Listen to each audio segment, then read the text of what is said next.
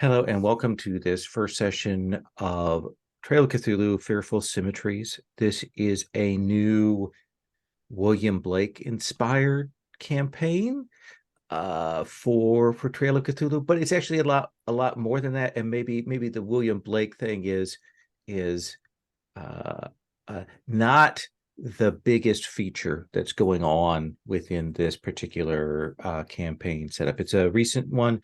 It like Dracula Dossier and Armitage Files has some player-facing materials. In this case, a collection of British folklore statements called the Book of New Jerusalem. It is in fiction, written by the same character who wrote the Book of the Smoke for Bookhounds of London, and it's actually significantly larger and has a lot of material in there. Uh, and there's some interesting things about player-facing material. We'll talk about how we're going to be using that. My name is Lowell, pronouns he, him. We have 4 players with us. We are playing a quarterly of this. Today is going to be a setup session plus some play. In fact, probably more play than setup, depending on how things go. I've given the players the character keeper beforehand. A lot of them have made their choices on that, made some decisions. We're going to talk about introductions and things in a bit. Before we go too much further, though, I do want to go through our CATS document, kind of the setup for that for all of us, so we're all on the same page, and also so anyone who might be listening or watching this kind of knows what we're doing here. So the concept is you are initiate magicians in an awakened interwar Britain. You are working to support, bring about, recreate a kind of a mythic Albion, and protect that feature, that magical universe here that is going on. And why is this happening?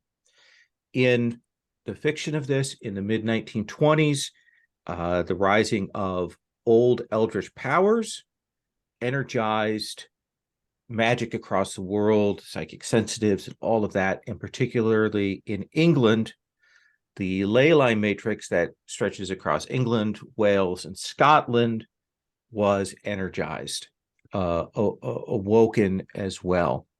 And since then, practitioners, magicians have been using old practices to try and gain control of that, gain control of the nodes, uncover secrets, utilize that power. So there is this sort of secret war that is going on behind the scenes.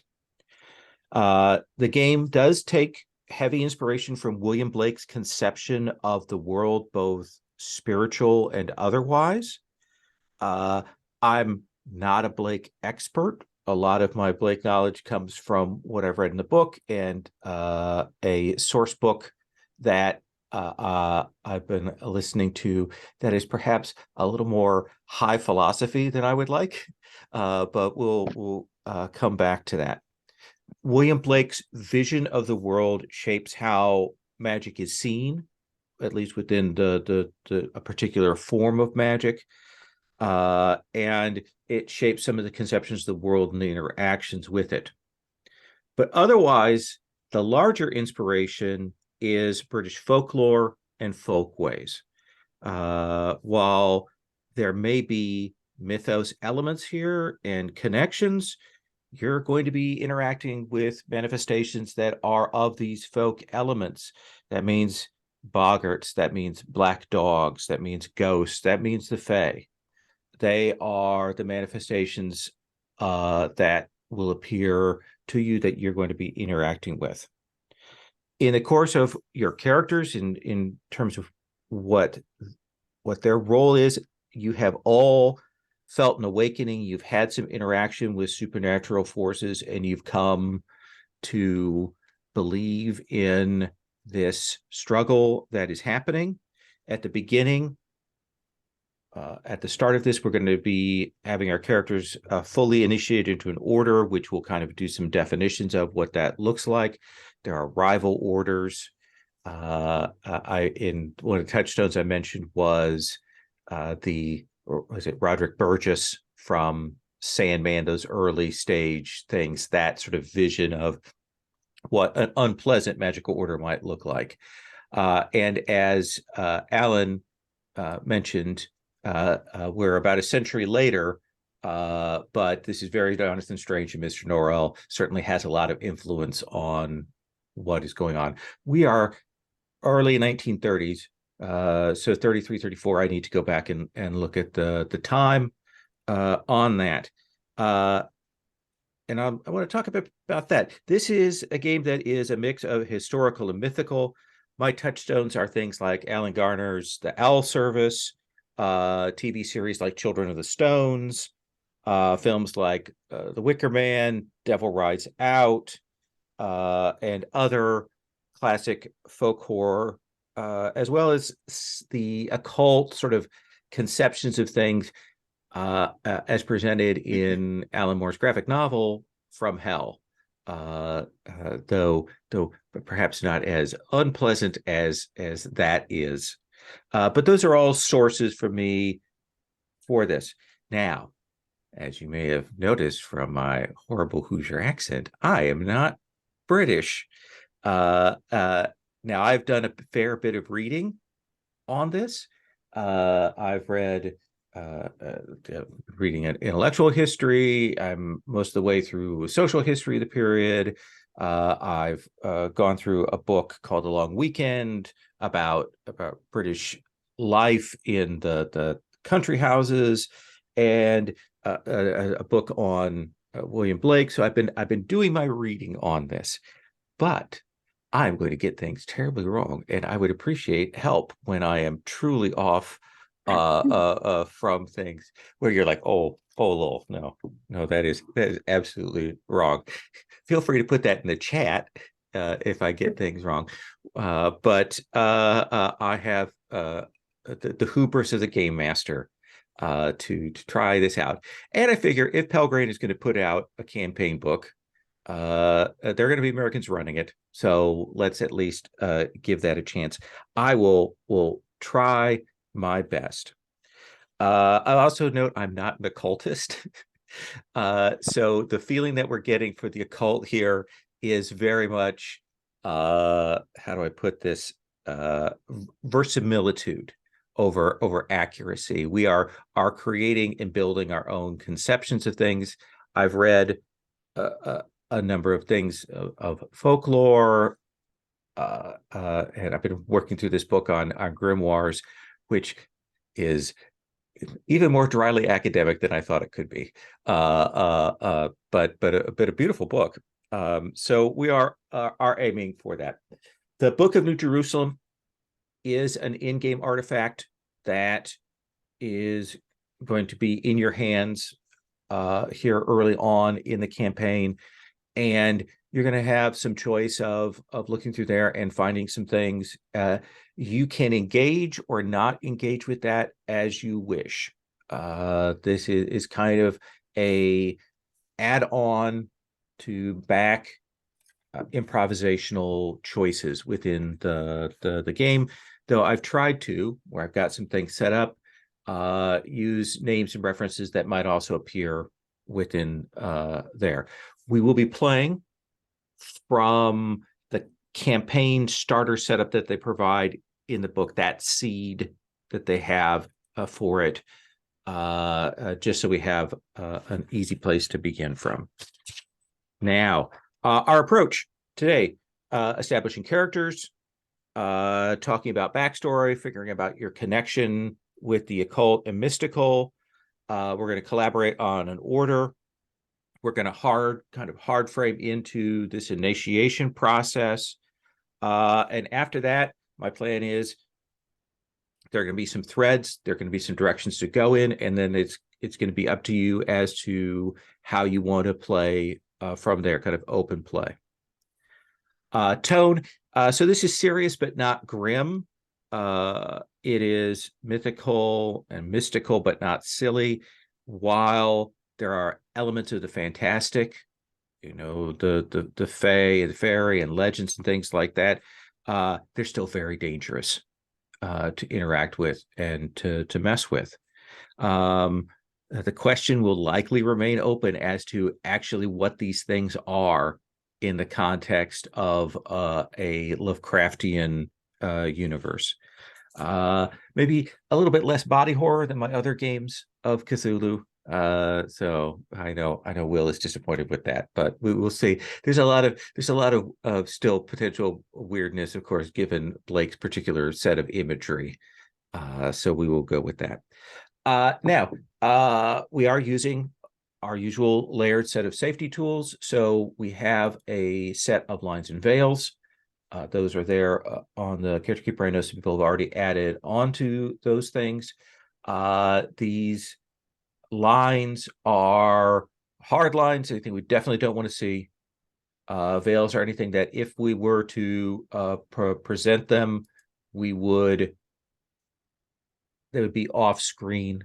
They would be mentioned in passing. They would be alluded to, but not directly on camera.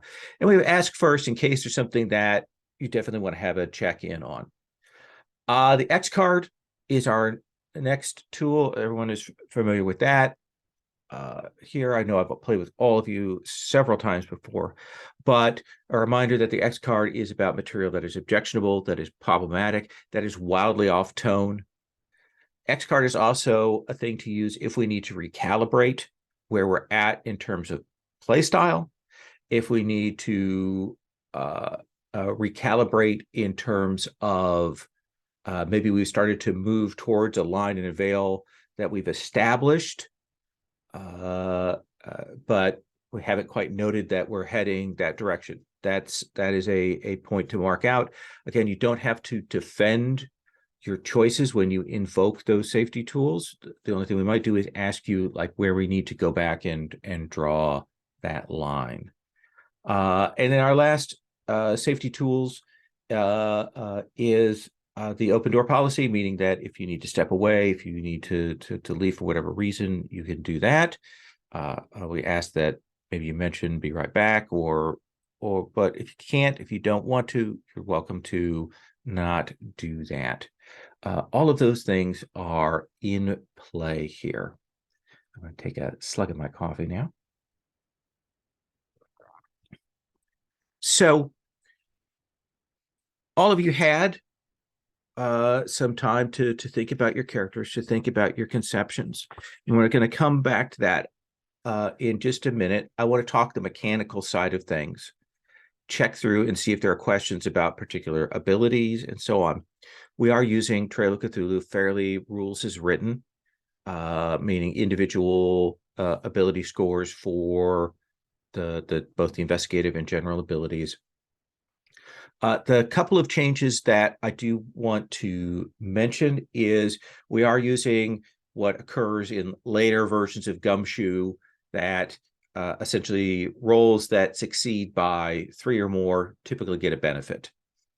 So just keeping that in mind, you have a target number, and if you beat it by a significant amount, you can gain a benefit. There are some concrete benefits that you can use to do that.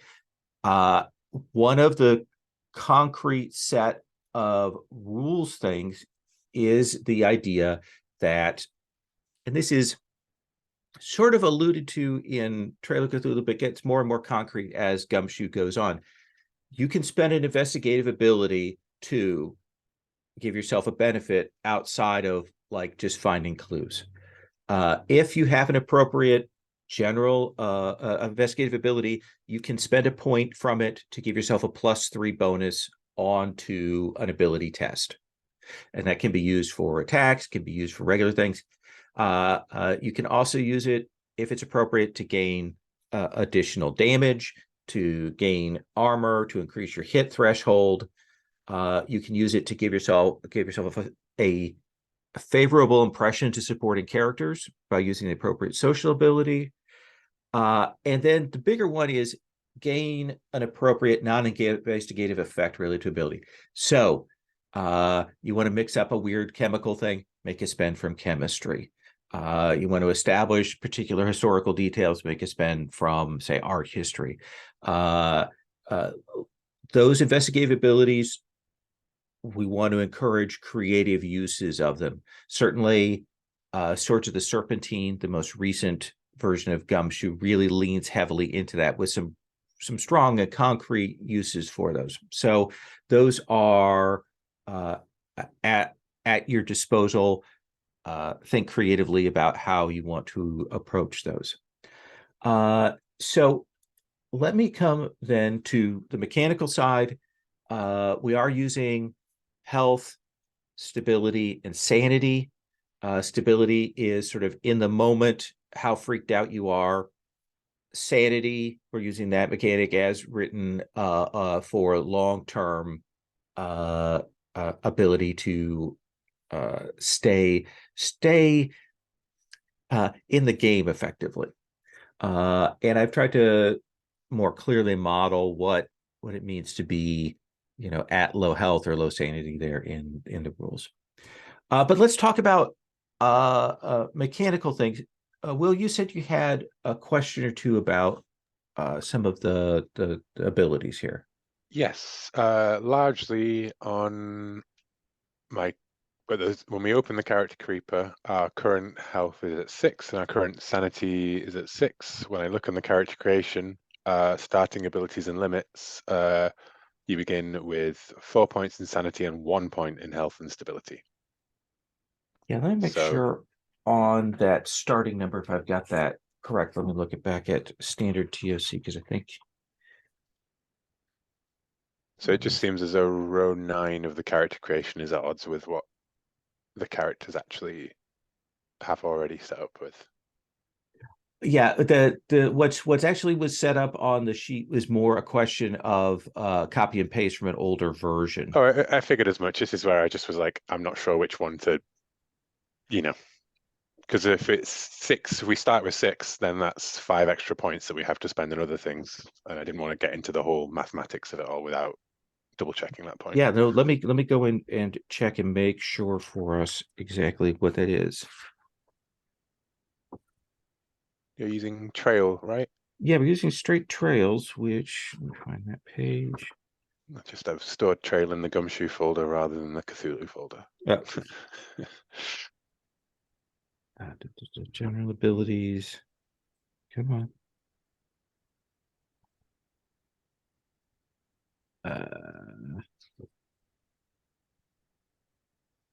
This is an early game. You can tell by the unclear organization in places here. It's a Pelgrane Press game. You can tell by the unclear organization of things there. Hey. I deeply resent whoever decided on the column structure. I know that at first the 3-column structure seemed really delightful to me. Okay, it doesn't say under health how many you start with. And it doesn't have a page called character creation either, annoyingly. Okay.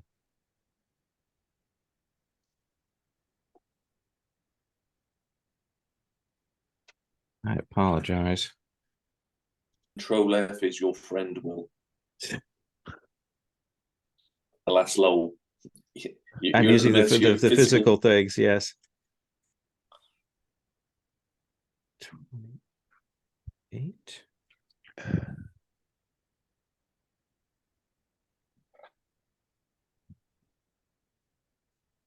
So it doesn't say it on on general abilities health. It doesn't say it on the very first part of the investigator tab. I mean, for what it's worth, in whichever version of that I've got open in front of me, page 48, stability, you get stability 1 for free. In a purist game, your stability is capped at 12. It doesn't say anything else than that. Yeah. Sorry, Sherry. No, that's okay.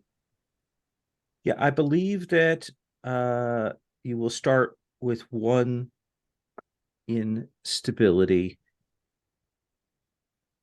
And Because when gosh, I checked the book against what was in your character creation tab, I thought it agreed. So sanity, page 46, you get sanity 4 for free. right. Yeah, so if the book and the character creation tab agrees, then that means that the character columns have given everybody 5 free points of, because mine are currently as they were originally, and that was what everybody's was on, was Right, 6 yes, in health and 6 in sanity and 10 in stability. yeah, just to be clear, I always link rows 15 to 18 to the general ability. So as I decrease sanity and stability down in general abilities, it will update the top line. Yeah, but you still originally started off with your build points already with extra build points, if you see what I'm saying. No, I don't think so. What I've done is Unless you've accommodated for it, I guess. Yeah, I've that's what I'm saying, accommodated that yeah. by adding up. If you look at mine, you'll see that I have a total running in current. Yes. So it says, bottom of page 24 in one place. Oh my God. You start with 4 for free. You get 4 points of sanity, 1 point of stability, and 1 point of health. Yeah. Everything else In the rule book is... I've got, it says if your first name begins with P, you get 10 of each of them for free. You double those ratings. So yeah, so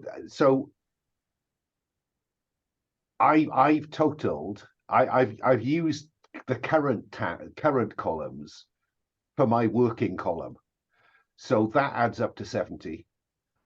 So for instance, I've spent 14 in stability, plus the one I get means that I'm able to put 15 into my total. So there's Health, spend 14. I have one to start with. 15 is my total.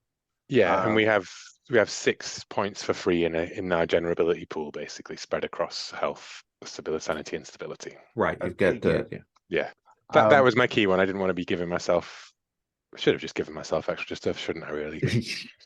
Sorry. And the only other twitchy bit is fleeing, because there's a funny arrangement in fleeing whereby if fleeing general abilities, it's part 3 of your character creation process. If your fleeing is more than twice your athletics, you may buy fleeing at 2 points for each 1 spent during character creation. I wasn't certain whether that meant. So, for instance, I've chosen to have 3 in athletics and 6 in fleeing. Yeah, That's then you would only pay 3 points for your fleeing. Right.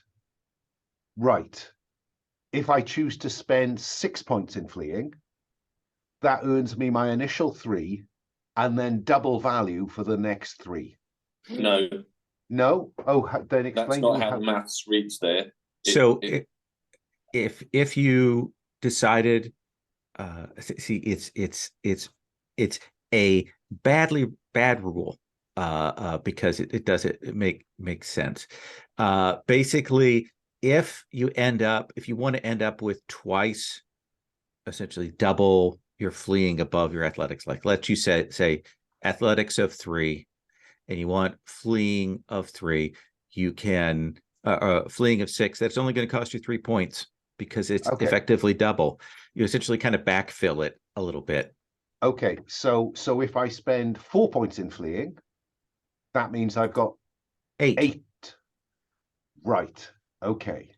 So that gives me 2 more to spend. That's great news. What if you have nothing in athletics?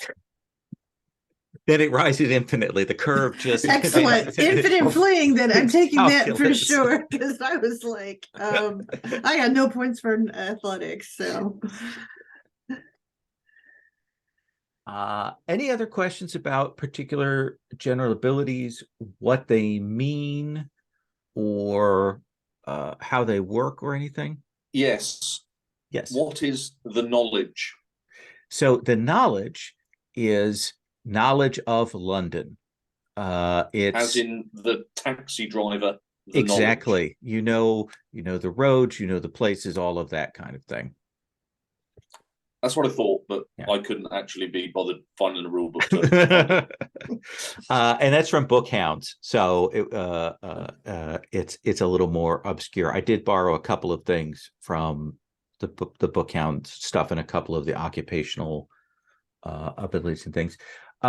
The specialties that come from languages and from craft, you don't have to declare what those are until we get into play when you want to apply them. And the basic rule for that, I've written it here. First point in languages gains you 2 languages, and then each point after that adds another one. And arts and crafts gives you a specialty for every point that you've spent. And then you don't have to specialize for driver pilot because that's just too much. I mean, for what it's worth, I copied and pasted the descriptions of the abilities from the book into the abilities tab, and they're also as notes in my column. Ah, you've got the full Monty there. I see. Yes, Lowell, you should copy that into all of your future things, yes. because that's how I made my character, was based on Alan's notes. Okay.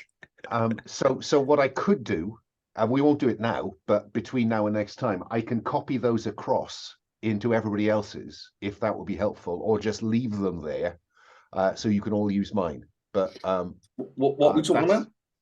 Well, if you go to my archaeology, you'll find the rules for archaeology pop up as a note. Oh yes, yeah. Very good.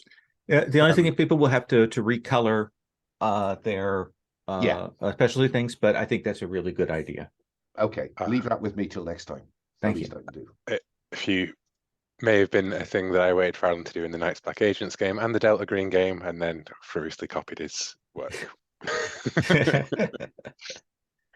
Let's see. So I think we've got all of that. We've got the model on that. We have an NPCs tab, which we'll be using for illustrations. Feel free to add to that as we need to.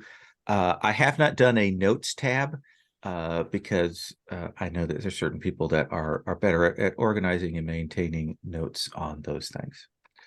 The only other question I had, I suppose, was on hypnosis. Because I am allowed hypnosis, and I assume we're playing it straight as in the rules. This ability represents medical hypnosis. It's not psychic mesmerism. Correct. Yeah. Fine.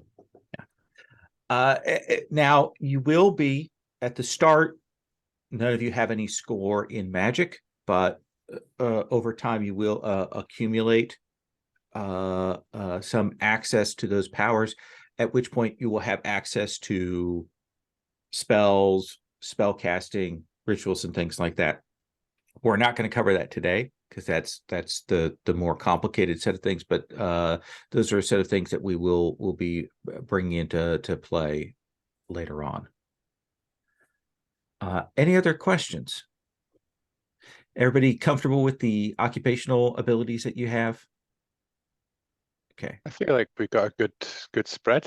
Okay. By the looks of it, with some overlap that I think is inevitable, given that we are all much more shared background in some ways than you would be in a conventional like Cthulhu-ish scenario, right? Because we're all magic-y people. So there's only we've all, most of us, apart from Paul's character, have got like a higher occult rating than I would say normally in a group. You'd be like, why have all 3 of us got higher occult ratings? That's not going to be that useful. Whereas in this game. Yeah.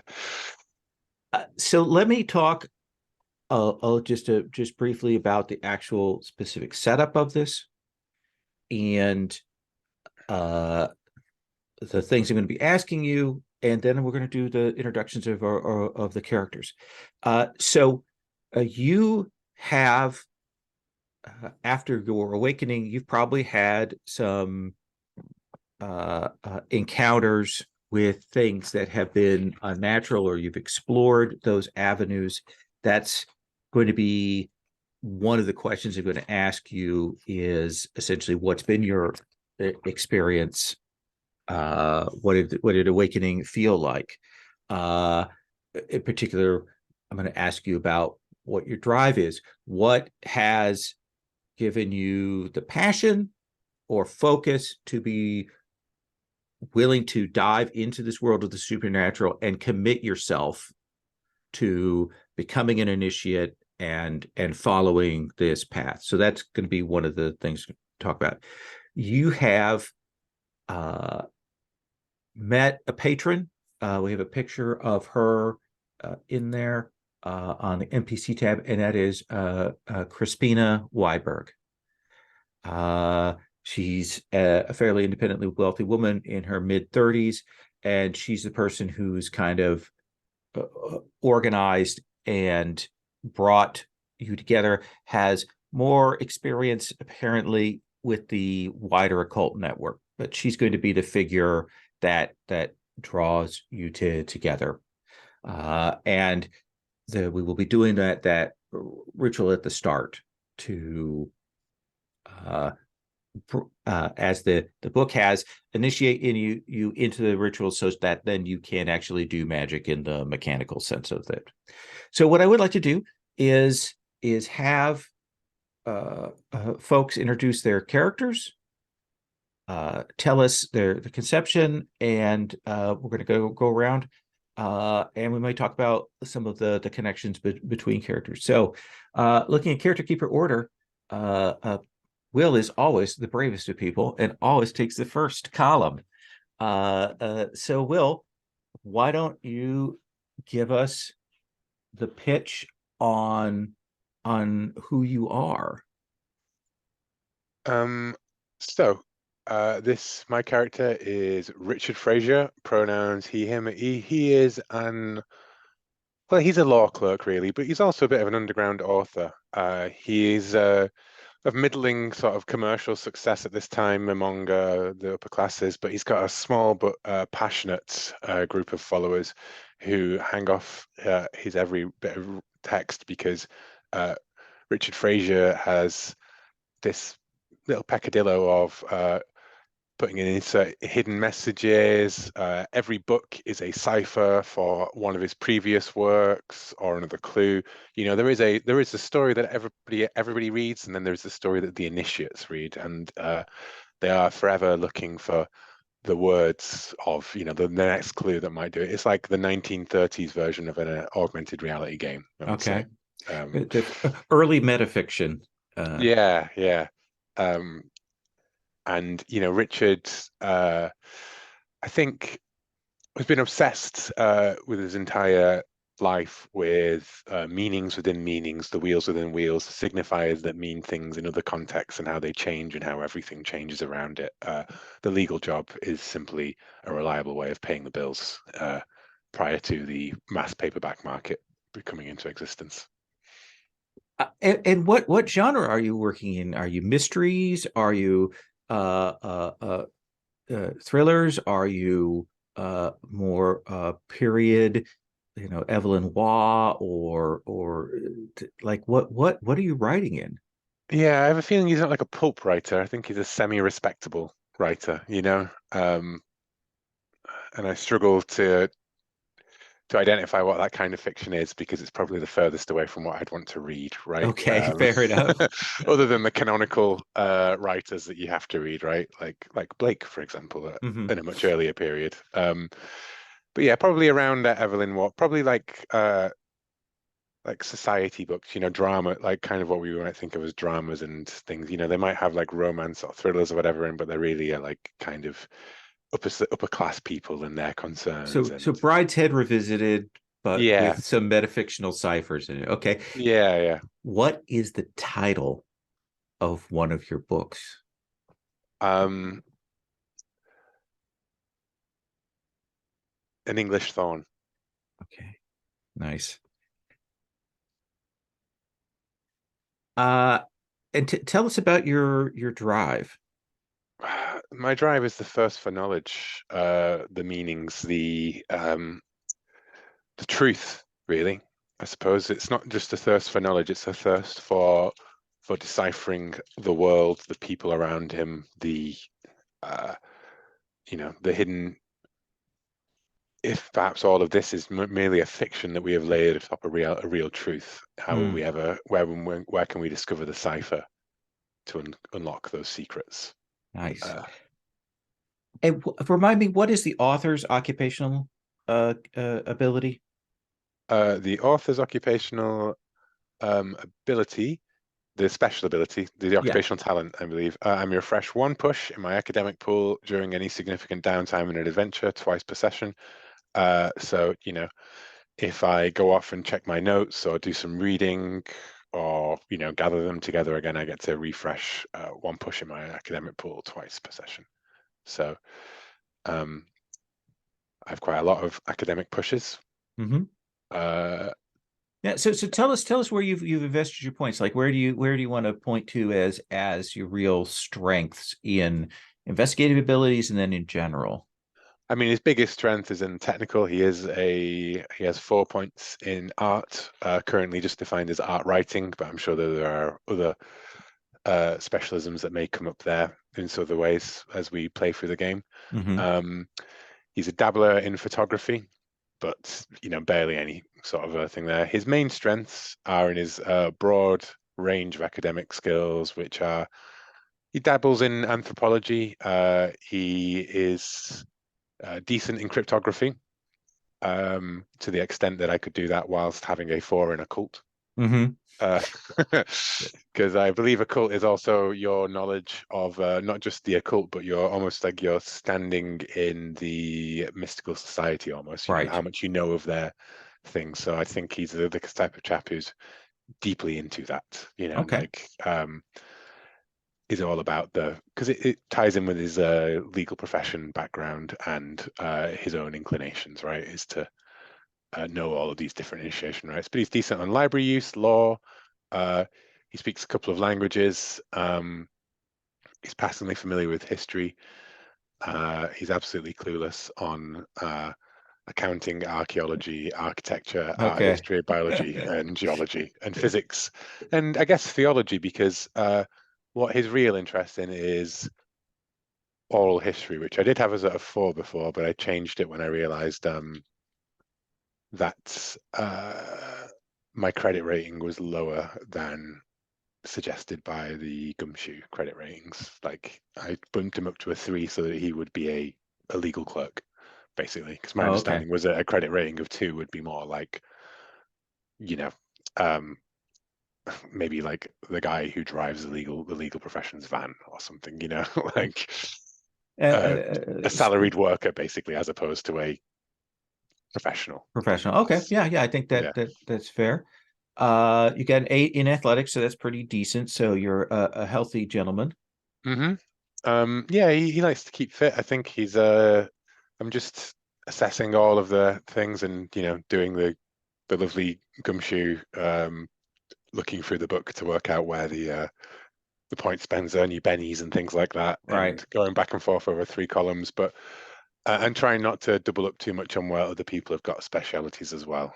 I don't foresee him as being particularly like a firearms guy or anything like that. Maybe, yeah, I think maybe he does a little. He's done a little bit of boxing in his old days, so he's got a 4 in scuffling. But yeah, I haven't quite got to assigning all of the points yet.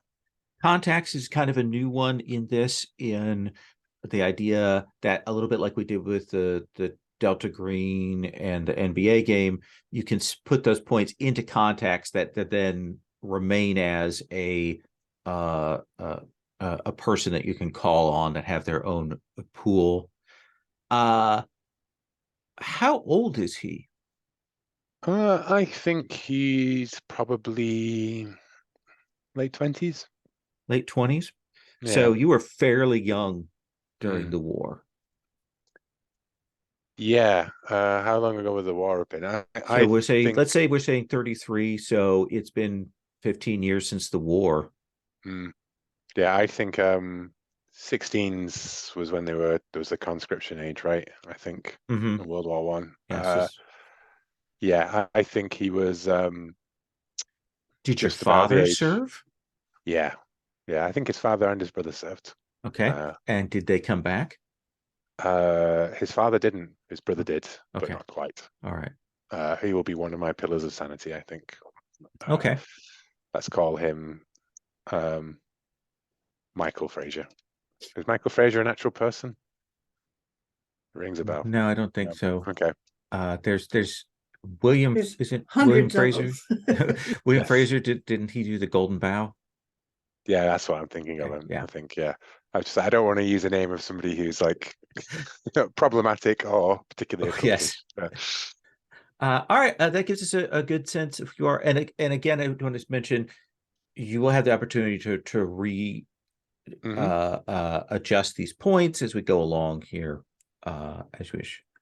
Let us come to our next person, Alan. Tell us about your character, the pronouns, who they are.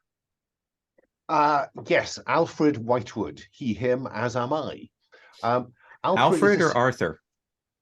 Arthur, I beg your pardon. That'll teach me to type while I'm not thinking. Let me just rephrase that as Arthur. Yeah, he's definitely an Arthur. No one's calling him Fred. Arthur is a successful society alienist, I suppose, in this time period, more analyst, often called in as a consultant by Scotland Yard, which explains why I felt able to, as one of my kind of free additional occupational interpersonal skills, to take cop talk. Okay. But yes, and Arthur is pretty much a specialist in what he does, which he's qualified. He's a medical doctor. He's also qualified as a psychiatrist, which explains the medicine and psychoanalyst, the high scores in those. And he's picked up some stuff alongside that. So he has a smattering of biology. His work for the police has given him a kind of entry-level forensics. But yes, in his training, he picked up a bit of biology, a bit of pharmacy. I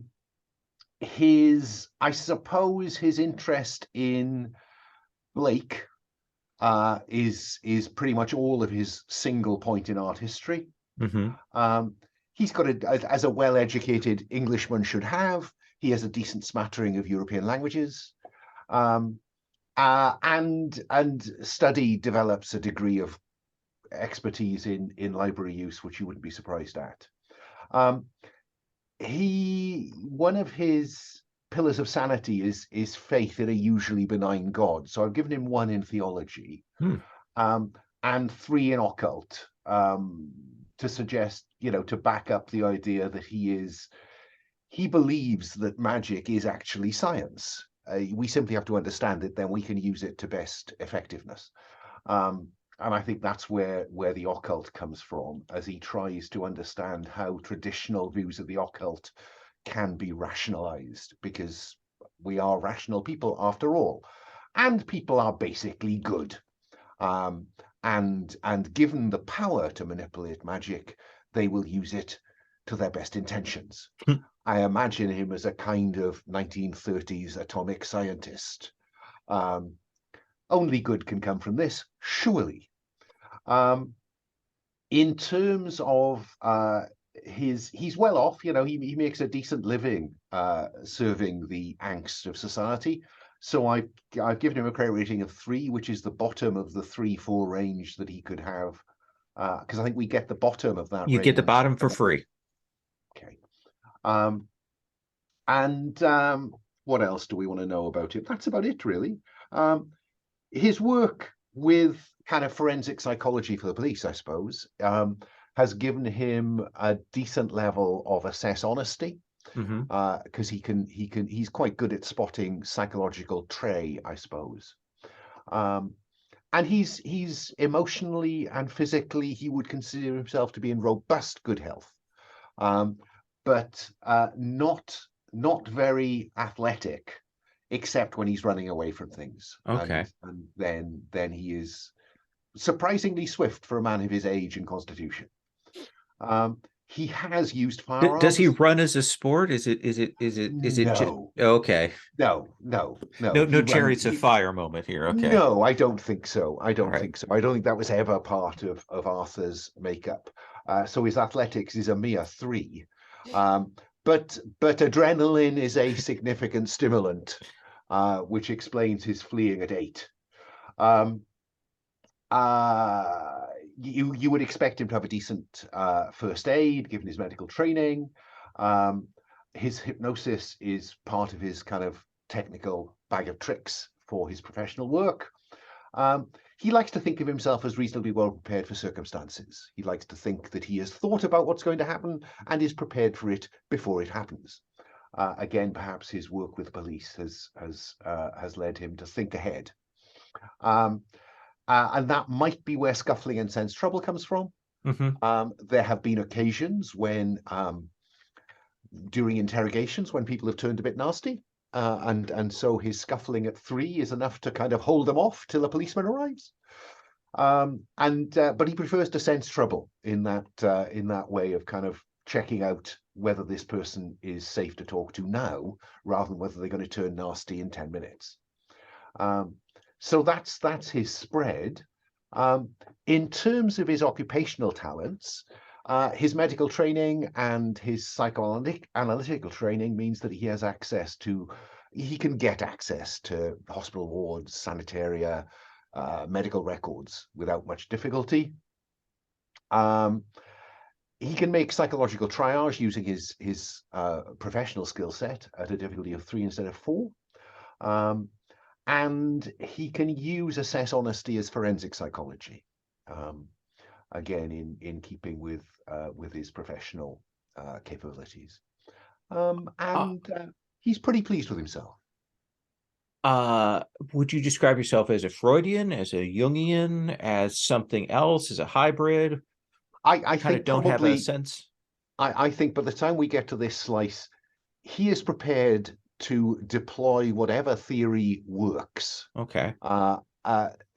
This means that it maximizes his marketplace, if nothing else. Okay. To pigeonhole oneself as a Jungian is to frighten off patients who believe they need Freud. And how old? I think that Arthur is well into his 50s. Well, he's being played in this by Ian McKellen in his late 50s, I think.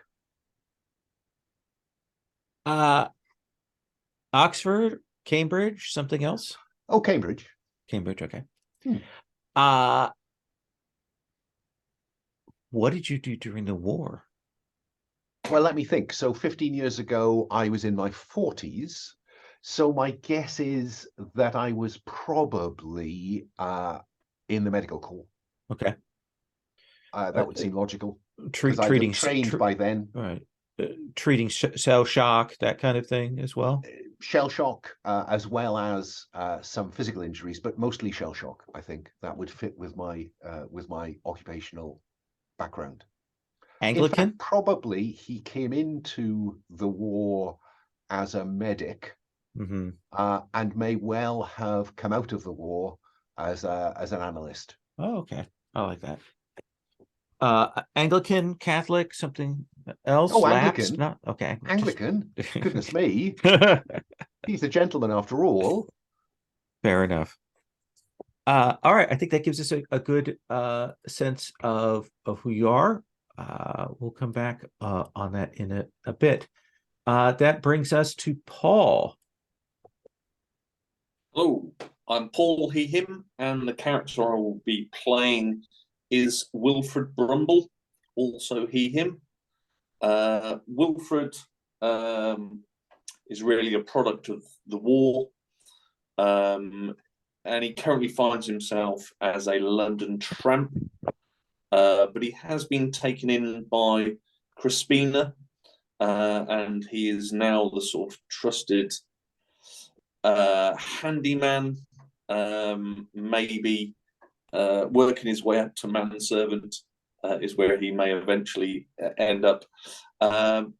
Wilfred is probably the opposite of the first two characters we've seen. Wilfred's pretty much spent all his points in the technical areas, not too much to do with people, apart from his knowledge of London. That's where he grew up, on the hard streets of London pre-war, and where he returned to a bombed out house. So really found himself after the war with absolutely nothing. Therefore, the tramp situation. So yeah, a lot of points around the technical areas, specifically knowledge, outdoors, evidence collection, forgery. But you know, during the war, he served in the Royal Artillery as a spotter. So he does know a little bit about the stars to sort of help with location, and architecture. It was something that interested him, but also it helps when you're laying artillery onto buildings. Moving over to the more general side of things, Wilfred's he's as quick as a butcher's dog. He moves at high speed and he's pretty good with the gun. Keeps himself pretty physically fit. That's more so living on the streets. You know, you've got to be pretty robust. London's a pretty cold place in the winter. So that's pretty much where he sees himself on the general side of things. Pretty sneaky. Yeah. As I said, quite different from the other two characters. His pillars of sanity are patriotism to his country, his national virtue, his love of London. And I think during the war, he started to get into the worthiness of nature. He saw the horrendous damage to nature that artillery could do on the front. And I think it's left him with a sense of how important nature is. Yeah, that's Wilfred. Is that nature attachment, is that the path how you've become engaged with and invested in the esoteric and the occult? Very much so. It's very different from near enough everybody else that shows some interest in it. That's his sort of getting on that. Okay. Yeah, it's his love of nature. And like right now, for purposes of the setup, you will haven't seen Crispina for a bit. You've been doing some other things. What have you been doing? How have you been set up in the recent past? I think a little bit of maybe taxiing around London. Clearly, he doesn't own a cab. You know, he just drives for somebody. And again, it's only on a part-time basis. Pretty much allows him to live hand to mouth. Yeah, and what do you do? Like the part of what's involved in the occult thing is research and knowledge and learning and stuff. Like do you have a set of books? Are you going to the library to research? Like what is it that is your path to the sort of the academic side of this? I think maybe some evening classes that's paid for by Crispina, and some sort of hand-me-down books that she's given me. Okay. That I'll show some interest in reading. And how old are you? 32. Okay. So you were fairly young when you were in the war. Yeah, but you know, the king called, so you answer. Were you, I mean, so you probably were too young in the early days of the war, but then once you hit that 16, you're able to go. Were you excited, nervous? Oh, no, I mean, at the time, you know, he was a big lad, so he managed to get in quite early from the start. You know, I don't want to say forged. In fact, actually, no, let's say some forged papers. Okay.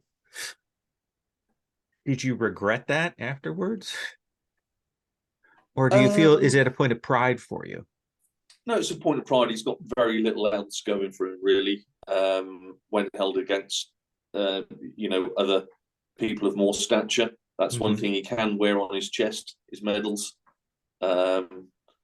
you know, it is a big sense of pride, his service to his nation. Any family? No parents, but definitely a few brothers and sisters. Okay.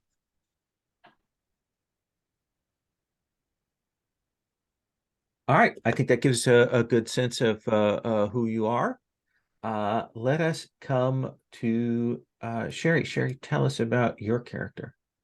Uh, And I do want to preface this, just so, and I think I said this to everybody, but everybody knows, this is a continuation of a character from a previous campaign, right? Yes, Okay. and I will try not to, how should we say, drag that baggage in some ways. Essentially, the change of scenery to here in London is a fine starting over point, because I think everything is probably incredibly frustrating for her, and a lot of things that she could do where she was familiar are much more difficult because she's a foreigner. She's sort of new here, and she gets around on a lot of things based entirely on, how do you say, appealing to those people who have to be helpful, because people who don't have to be helpful often are not.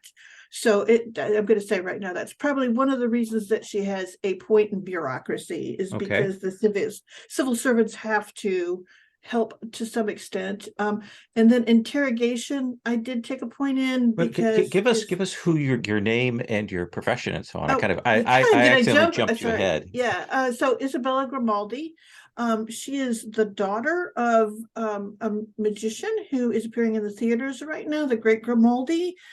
She is his trick engineer, and early on, like when she first got here, she was his assistant doing the help with the presentation, but they've been there long enough that he's been able to hire local talent, which is of course the audience likes much more. And so she has some freedom now, but she's also his trick engineer. This means that she makes sure that his equipment is working at the highest thing, but also they are always researching and trying to create new effects, or to make something that is working more spectacular. So that is typically what she is engaged in. And for a great deal of the time that she has been here in London, she has been very heads down on those things. She comes from LA. She has experience with the occult, enough so that she actually has connections with an organization called Armitage House, and they sometimes send her information. But mostly her thing is that her brother disappeared about 4 or 5 years ago, and she has seen glimpses of him. She knows that he's caught up in something beyond this world, and she's trying to figure out how to get him back, how to save him. So she's seen some weird stuff, let's put it that way. She has a lot of standard skills for helping a business. So she has a little bit of accounting. She has archaeology and architecture, and geology entirely because of previous investigations that she was in. She has an occult at 4 because she's seen it, and because she has those connections with Armitage House, and she has enough physics too, because you need that for understanding how your equipment's going to work. Bureaucracy is her main thing. She can't use reassurance and stuff anymore because someone hears her accent and they're just like, they know she's, not local. So she's a curiosity rather than a reassuring presence. And then her interrogation is, she asks a lot of questions. She's an American. She's expected to be a little bit impolite. So she gets away with asking more questions, and eventually she can get around with the truth. So let's see here. Her technical skills are very heavy in a few things: chemistry, craft, and a locksmith. Craft is mostly devices. Enough electrical and stuff like that, as you can see on the other things. Her conceal is very good.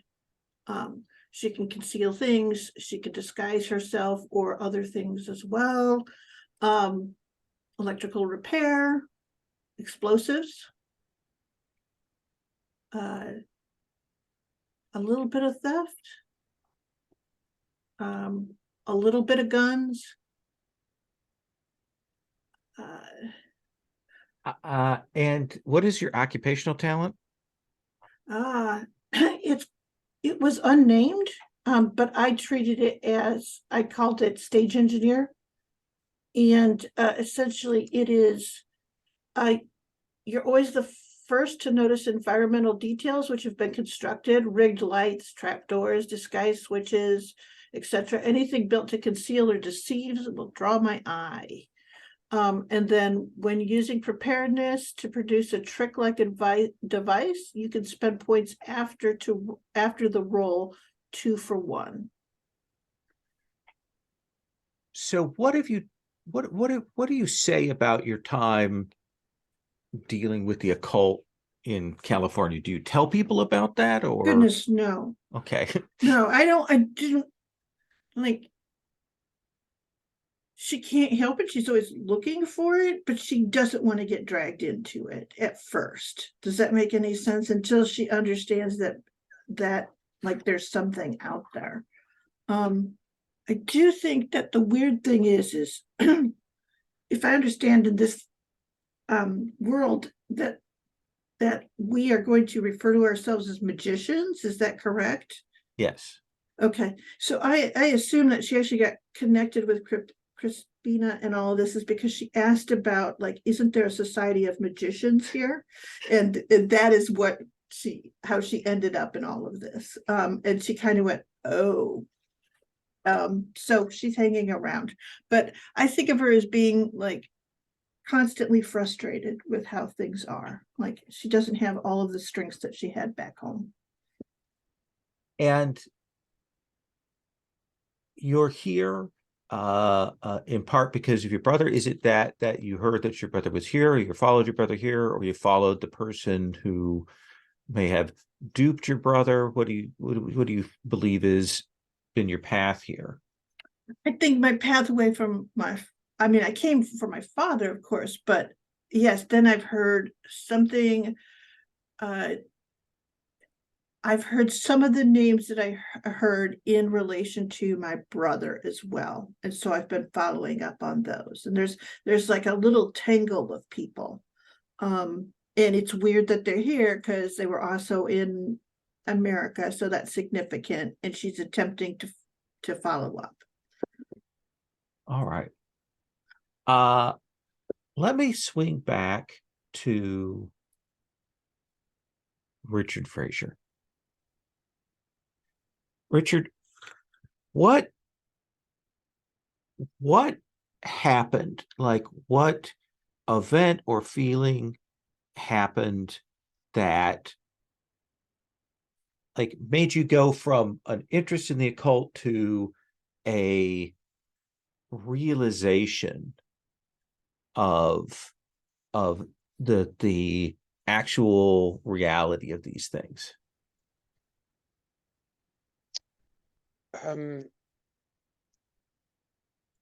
I think that if it's okay to say, I think that Richard was initiated into these things by Christina Weiberg, has worked with, has followed in her, has been her acolyte for some years now.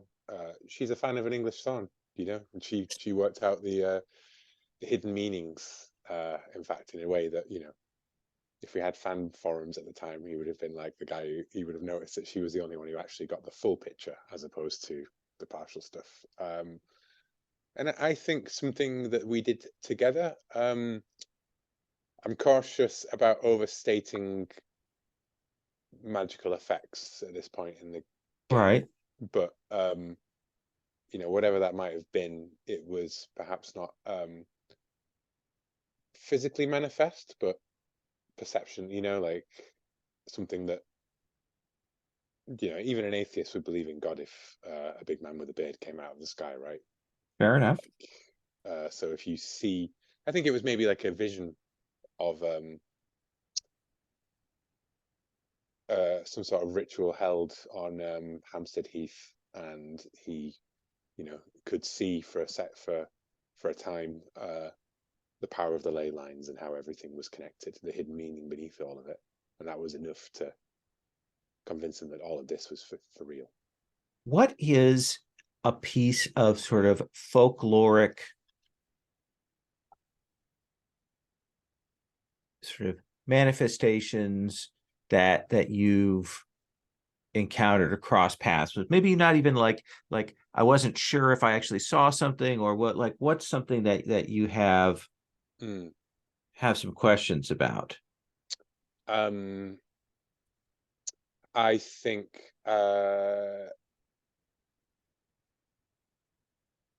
it's the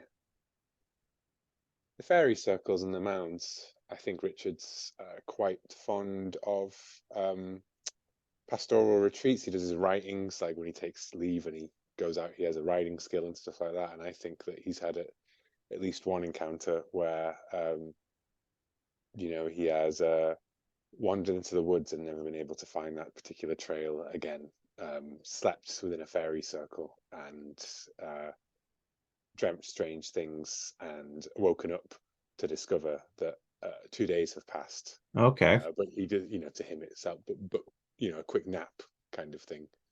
And strangely, his pockets were turned inside out, but all of his possessions were arrayed neatly next alongside of him. Nice. Arthur, what was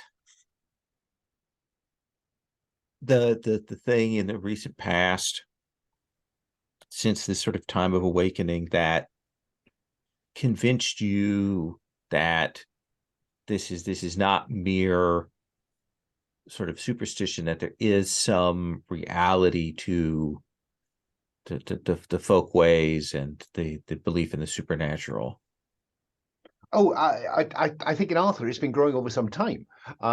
There is unquestionably a strong case for the existence of actual possession.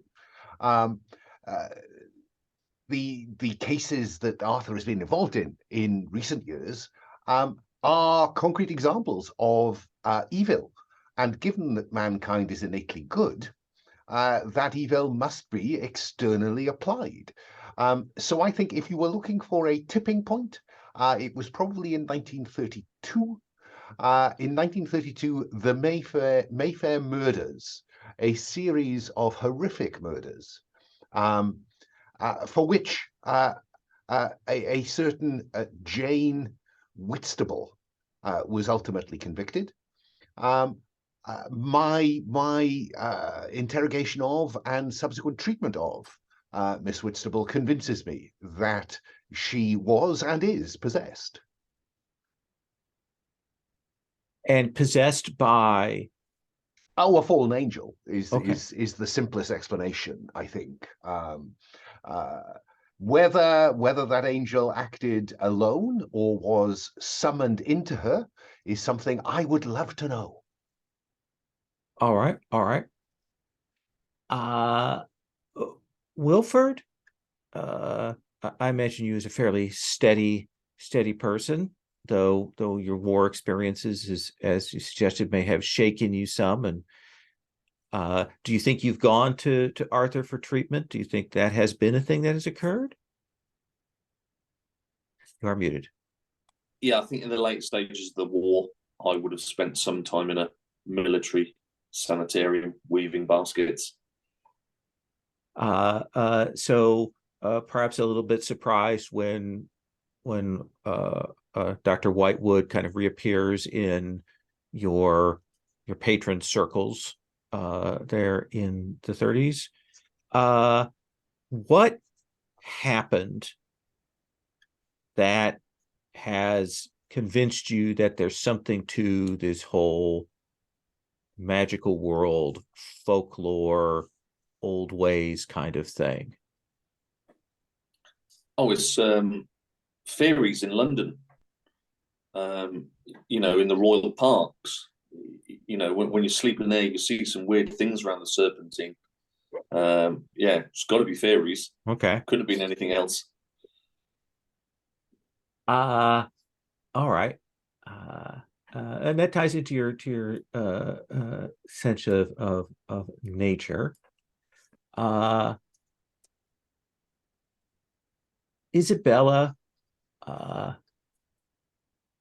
you come from a combination of the hard-nosed practicality of the American West, mixed with a career in fooling people. But since you've been here, what has convinced you that there's something different about the nature of magic or the folkways here that has kind of changed your view of things? I'm used to theater, sort of, you know, they have the little stories of odd things and stuff like that. But London theater is a whole nother thing. I think the thing that probably like kind of really scared her was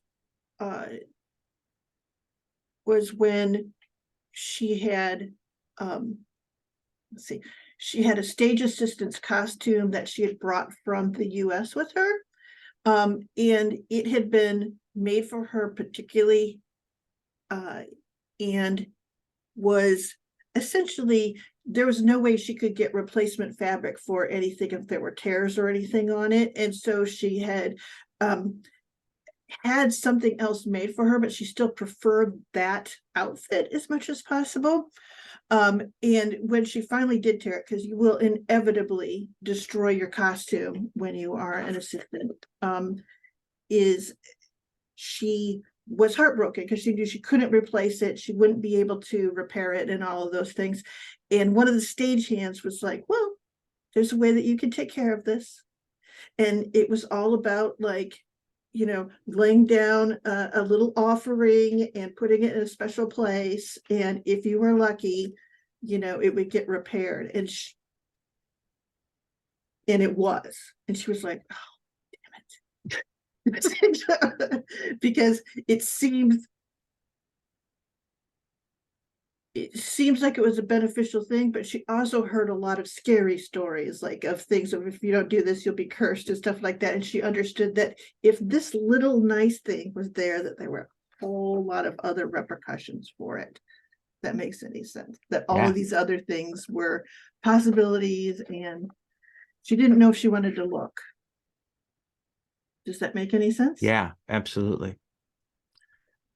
So here's what we're going to do. We're going to take our first break here. We're going to run ourselves up to the hour. When we come back, we're going to talk a little bit about the magical order, make some choices about that. And then I want to talk about the sort of hard frame, some of the setup for this, and get that in place. Sound good? Okay. I'm going to pause recording and we'll come back on the hour. So one of the things is that as a magical group, there are some things we talked about in the setup to this, some of the defaults. We are using magic with a K at the CK at the end as kind of our default style that involves various symbolic approaches to things and ties into the Blake conception. The default is also about what they call the Winchester Covenant, which is the idea that there are limits to how magic should be applied. And within the Winchester Covenant, at the level that we've established, it holds that through magic, a practitioner should not harm bystanders.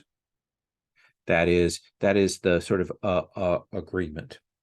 What they call the Chatham House rules That level is that the default setting, the rules that are established, the order established is that we don't involve outsiders in magic.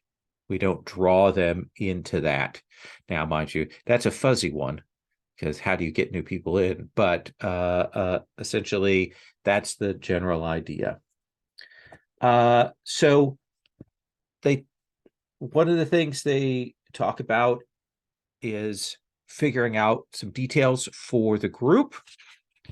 And that includes a name and a holy day and a location for their inner sanctum.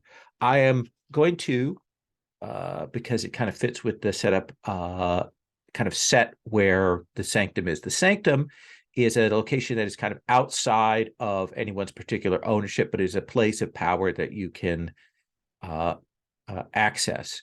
And this is a location on the grounds of Oxford. It is in the basement of the Radcliffe Camera.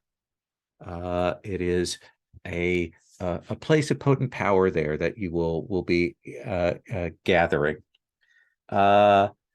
We will talk about names and holy days later, because I think kind of trying to come up with that on the cuff here before we kind of get into things maybe a little bit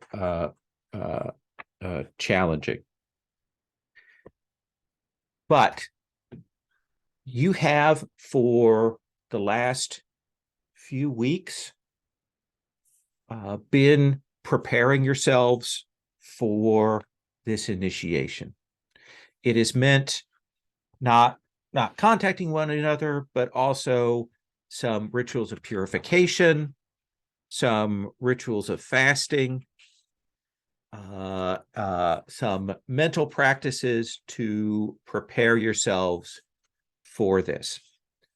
And Crispina, about a month or so ago, set all this in practice. Crispina works out of Oxford. And in fact, she would have probably over the last maybe year and a half, Wilford, been actively trying to get you out of London and to Oxford. The sense that you got, though, when asked, she would not answer to it, is that she believes that there's something dangerous about London, but she wouldn't elaborate on that. But for purposes of this, you agreed to come up to Oxford for the time of this initiation to meet with the others and be here. What do you imagine that's like as a tramp, even with a little getting around money that Crispina would have given you? What's it like going from London to Oxford? I think that's a ride in third class on the trains. And I think it's noticeable as soon as you get outside of London that the slower pace. I mean, Oxford's a city and a well-established city, but it's not got the hustle and bustle. There's no docks in Oxford. Mm-hmm. It's a very more sedate pace of life. I think Wilfred definitely notices the slowdown. Mm-hmm. And I think he always considers himself a bit of a maybe she just couldn't find anybody else, or nobody was maybe I'm just the spare person. In fact, in some ways, he probably doesn't take it that seriously. That's his reason why. That he's pretty sure he's down the pecking order. He's only been sort of, if 3 other people don't turn up, Wilfred's the man. Mm-hmm. That's how he sees himself in the order of play, really. Now we know that you've had some interactions with Arthur Whitewood. What's been your impression of Isabella or Richard? Isabella's an interesting woman. I mean, clearly she shows zero interest in Wilfred because his social standing is so far below hers. But I think he has had some interaction with Isabella in the fact that she's an American, so the British social classes don't probably hold so much. Would that be reasonable to say, Isabella, that you don't really see Wilfred as a third-rate citizen? Not at all. I mean, that's the thing is it's so clear that like you're as much an expert to her of what is going on around here as anyone else. And yeah. And in fact, she has more in common with you than she does with the other two. Yeah, I think possibly, with Isabella's time in London and my general sort of cabbing around, and I think that's, again, London's a sort of a common bond that me and Isabella have probably found. Sort of thing. My interactions with Richard. I'd say Richard probably defers to you. No, Richard didn't serve. He's just a little bit younger than you. So he's okay. Last year of the war. That's fair enough. I think that Richard's quite deferential to you because his older brother Michael did serve and came back wounded, and his dad died in the war. So I think he's got quite a, you know what I mean? Like, despite you maybe have a lower class than him, but he's only like barely lower middle class. You know what I mean? Like his family's kind of like lettered and teachers and that kind of thing, but not really like moneyed.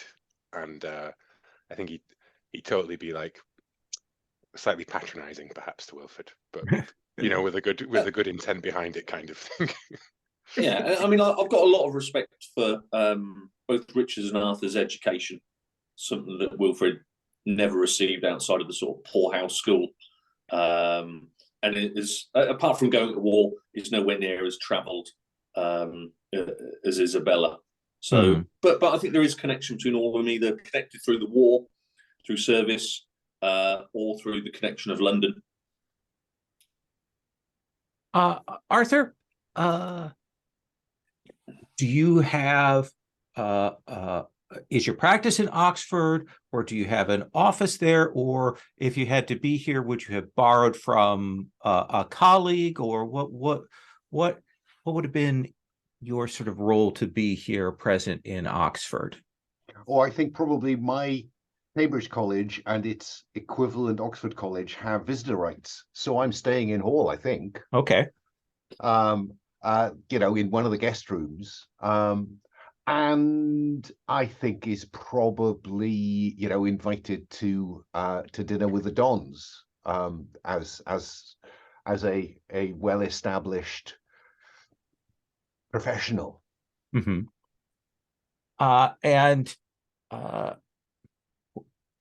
When people ask you about the murders, and they say the murders because everyone knows what they're talking about, because they know that you interviewed the killer, like what do you tell them?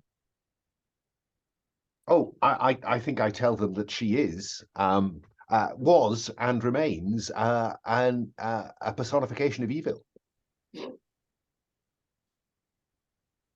And we can discuss the nature of evil, of course. It goes into one of those sort of Inspector Morse briefs of the philosophical discussion. Indeed. Is evil externally imposed? Is it developmental? Is it innate? I don't believe it's innate. Any more than I believe that anything is innate. What is your impression? You've met with each of the three. Wilfred from back a ways. You know that Crispina believes in him and has brought him in on this.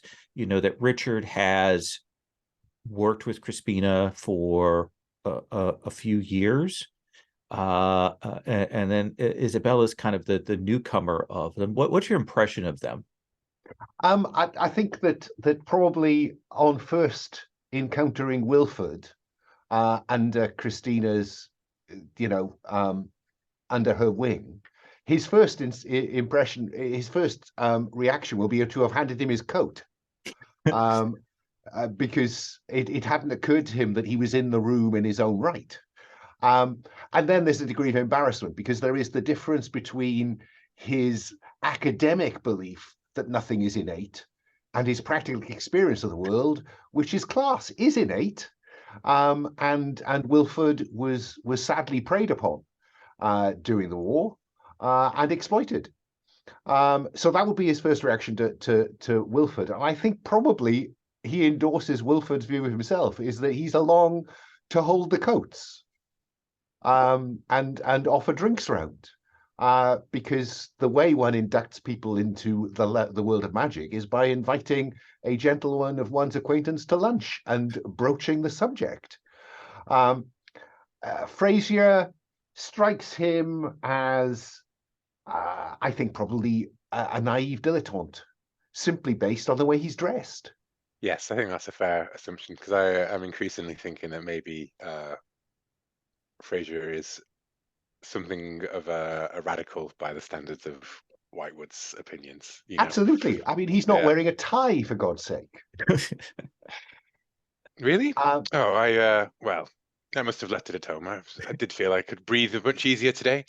He strikes me as the kind of chap who sports a cravat. Never seen. And Isabella is a conundrum, because of course Isabella is not a chap. And I think probably in the face of Isabella, Arthur is confused. He is not only is she not a chap, she isn't British. And that is 2 degrees of oddness beyond what Arthur immediately can process, particularly in, you know, at the Radcliffe camera. So I think that bemused is probably his starting position with respect to Isabella. And Isabella, what has been your father's reaction to, I mean, you were involved in some hijinks in California, and now you've gotten mixed up with something odd here in England. What's your father's reaction to all of this? I think he wants to protest, but in some ways, she goes, you have something here, I will help you and all of that, but I have nothing. And this is my chance for a few weekends in the country, for a little bit of traveling around this place. I'm in good company. And I mean, she will sort of like always sort of defer to Crispina, like that's who's arranging all of this. Mm-hmm. She's, you know, a well-to-do female. That must be okay. If that makes any sense. Yeah. And what's your impression of the other 3 in this circle beyond Crispina? Wilford seems quite nice and quite capable. I always like that. I can tell when someone's got the strength and the how do you say, the aiming eye, you know, essentially. So I like that. And certainly when I traveled before, I was always glad for a strong arm in the group. Arthur seems, I won't say doddering, but he seems very vague and bemused, and I'm just not sure. Maybe he's spot on when we get into the real work of it all, but that, and then Richard, I kind of wonder if this is Crispina's boyfriend. I'm not sure. So anyway, I like that. Richard, what's your connection to Oxford?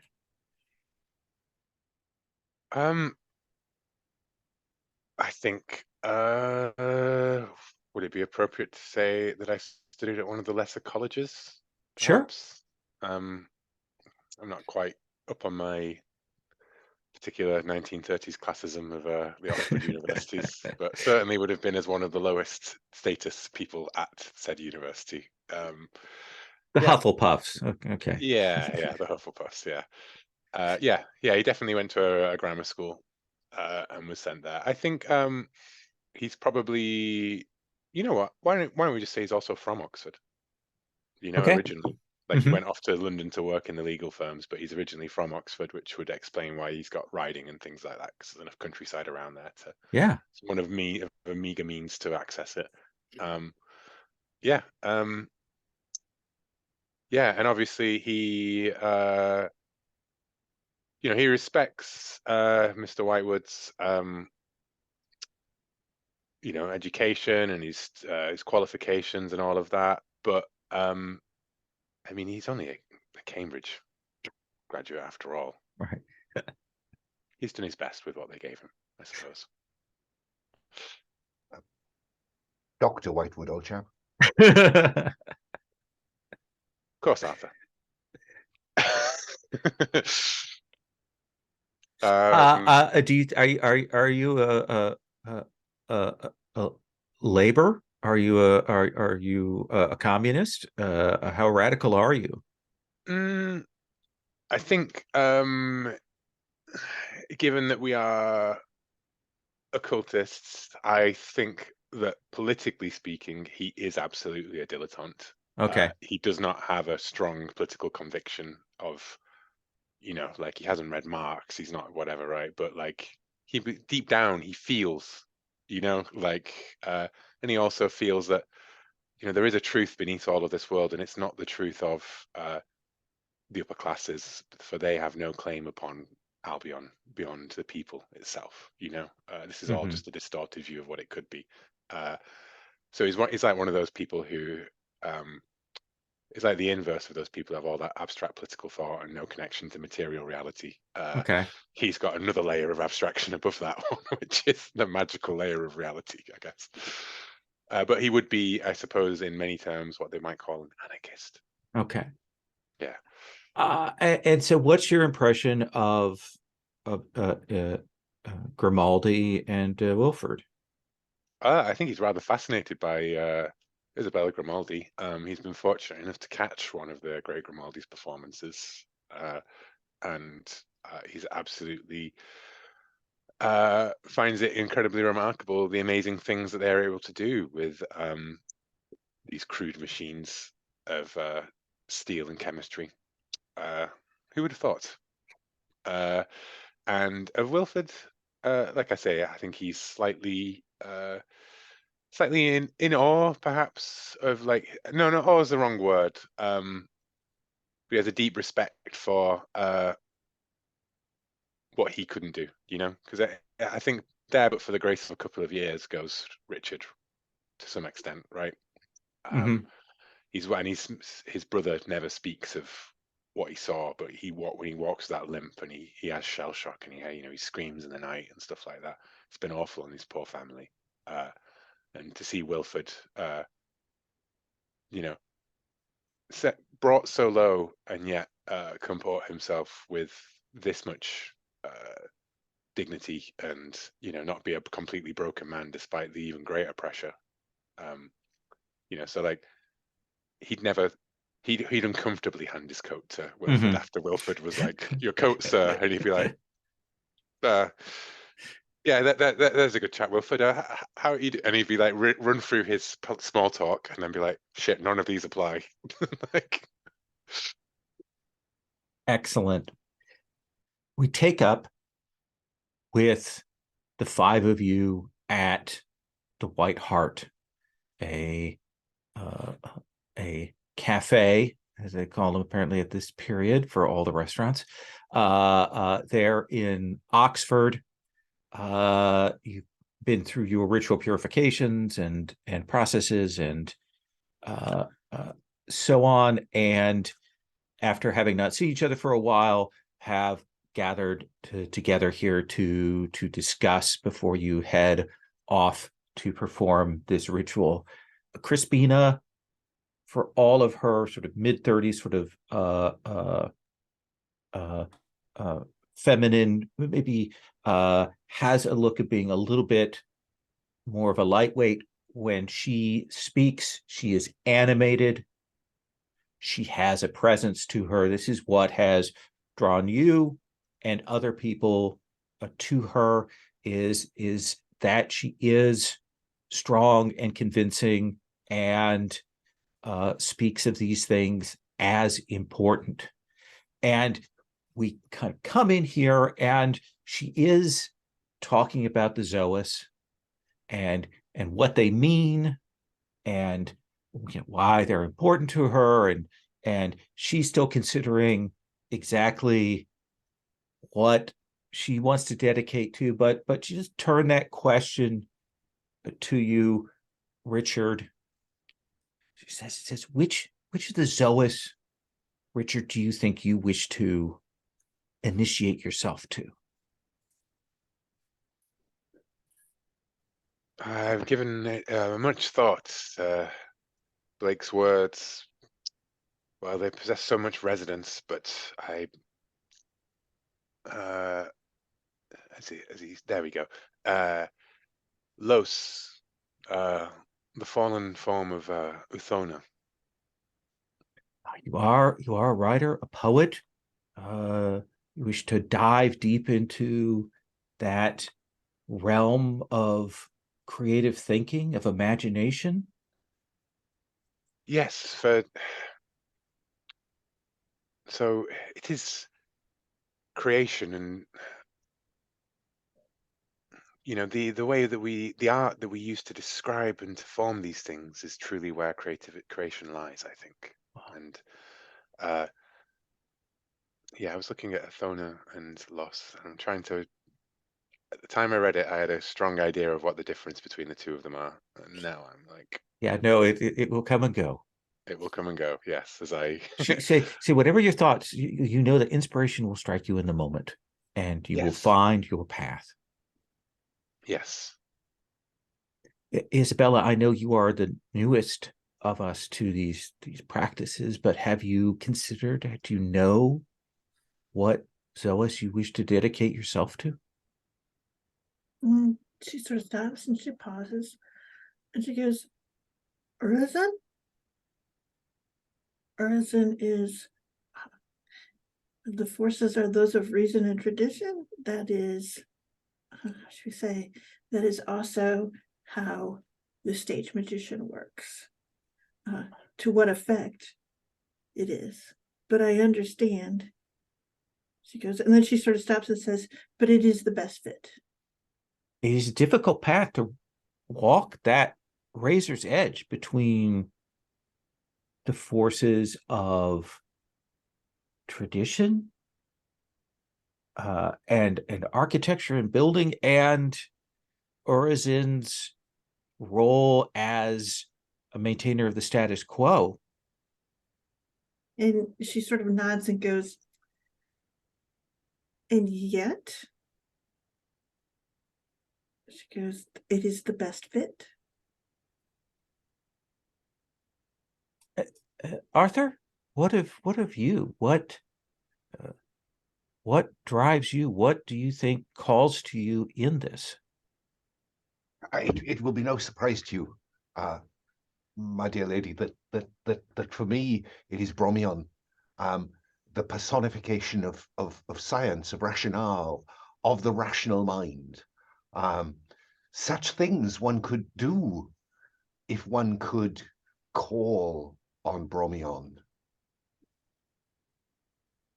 It is interesting to see two figures as given over to such orders of rationality.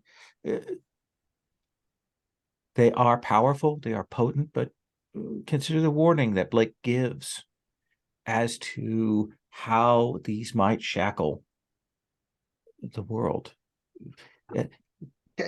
Yes, but surely it is all the more important that those of us who look at the world through the lens of science should dedicate ourselves to those who are most at risk of being abused. It's an interesting way to think of it, Arthur. Interesting. And Wilford, what of you? I know you've had some uncertainties about this path, but of the Zoas, which one calls to you? Well, I was drawn to two, Mom, but either Valor or Palambrion. I think Palambrion, the labourer, and compassion. I've received compassion in my life, and I think I come from that class. I think that's where I lie. You have always been a person who has embodied that force of the heart.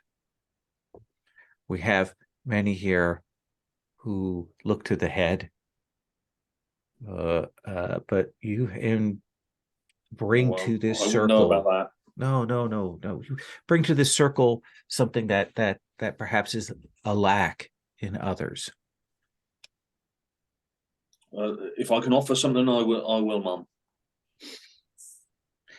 And she chows down, she eats hungrily of the food here, perhaps a bit ravenously, preparing, and then it is time, and we're kind of hard cut to the basement.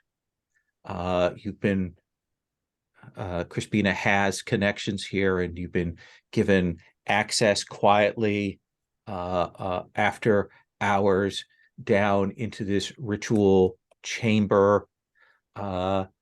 What is something that you have brought as a ritual object or a marker or something beyond sort of the kind of the white robes that you were wearing, Richard? Like what is another symbolic part of this ritual?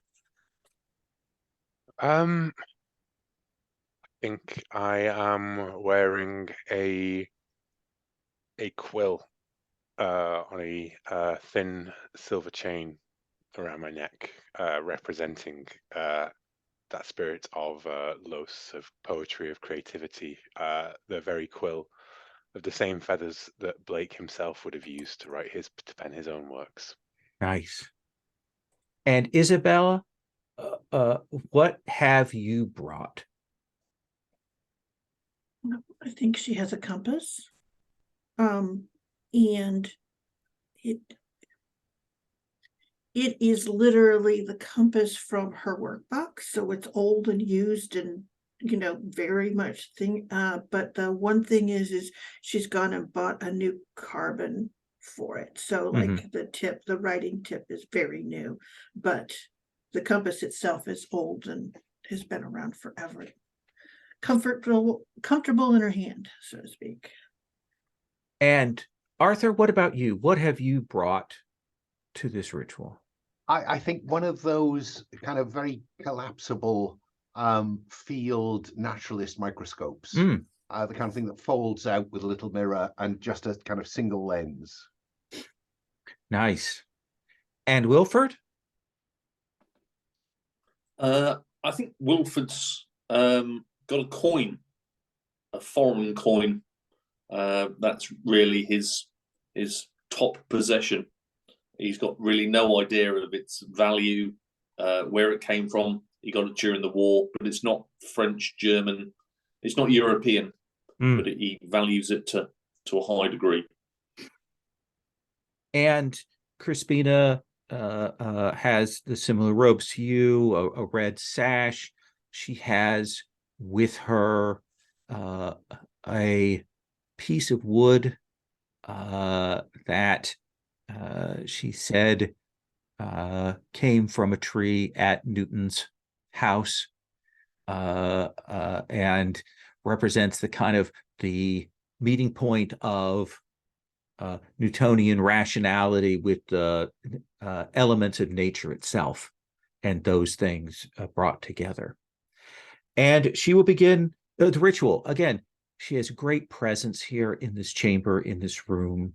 And all of you will feel a similar feeling to what we've been described as the awakening, when you've been in contact, when you've been around things that have a feeling of magical power to them. And again, we're lit by candlelight at the sides, that kind of yellowed light that's kind of behind. And as you're there, the quality of the light changes as the ceiling almost becomes wavery, like the surface of water, and then begins to illuminate from within. Not the yellowish light of candlelight, but a brighter white, cleaner, almost arc light look to it. And you will see within that, lights begin to move kind of in straight lines, forces that move and shape and shift. There are just a few at the start, and then many. And you will feel a connection, like the ritual finally reaches and taps into the ley lines. And when that happens, there's a flash in the center of this, a stronger flash than just these lights that are moving about. And you'll actually see a flash of light actually travel out through the wall along the ley line to the northwest. Kind of flashes out in that direction. And you will see these lights form into patterns, symbols that begin to kind of move around, and some of them stay towards the center, and then some of them begin to move closer to each one of you, as if they are kind of moving to choose you. And you can tell that these are the embodiment of the Zoas. Each of you needs to make a 2-point stability check. This is kind of a mechanical testing thing. Let me pull up a room, because I don't think I made a room for this here. I apologize. Usually I'm Johnny on the spot on this.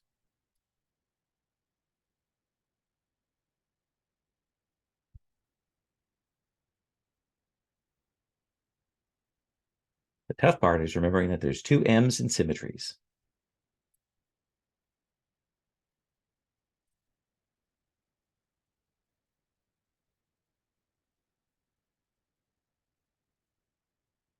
So let me talk about stability tests. Stability tests are essentially the potential cost, the stability loss you're going to do if you fail, is 2 points. You can spend to avoid that, or you can roll. And the difficulty of that, and let me get back to the stability stuff. Generally, stability tests are a difficulty 4. So you need to hit a 4 or beat that. So Will, let's start with you. Let's kind of continue to go in this order. It's a 2-point stability test. How much do you want to spend on the roll?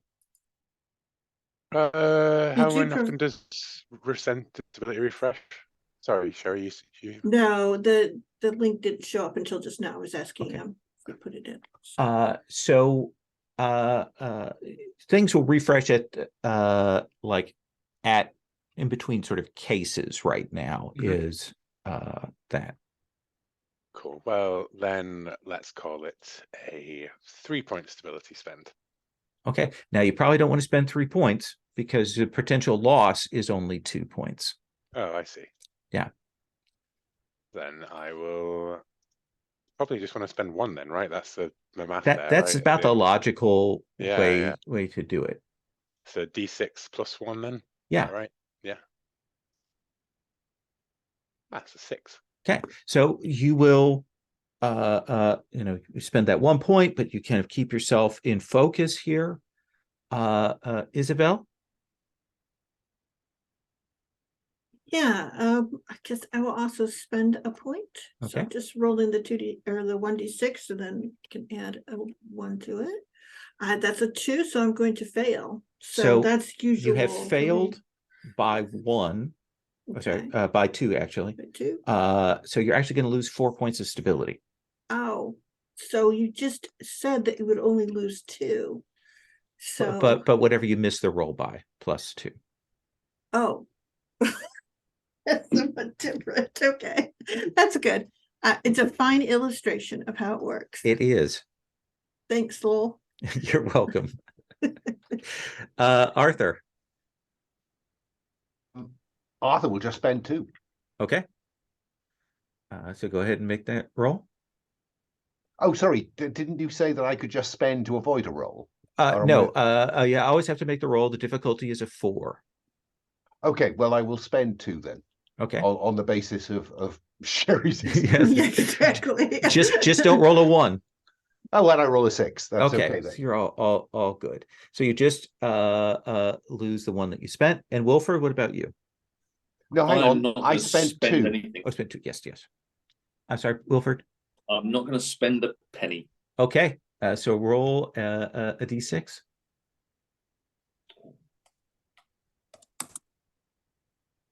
One.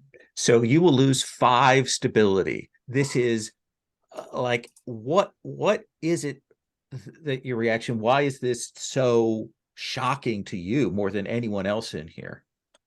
I've never seen it before. This is completely alien. It's like, what the hell is all this? Yeah, this ain't right. You know, you've seen artillery, but this isn't artillery. This is just wrong. And you're kind of watching as they manifest. They kind of move to the edges, and then you will see them move more agitatedly. And there's kind of a swirling, and the Zoas that have kind of moved near to you kind of dart to the edges, and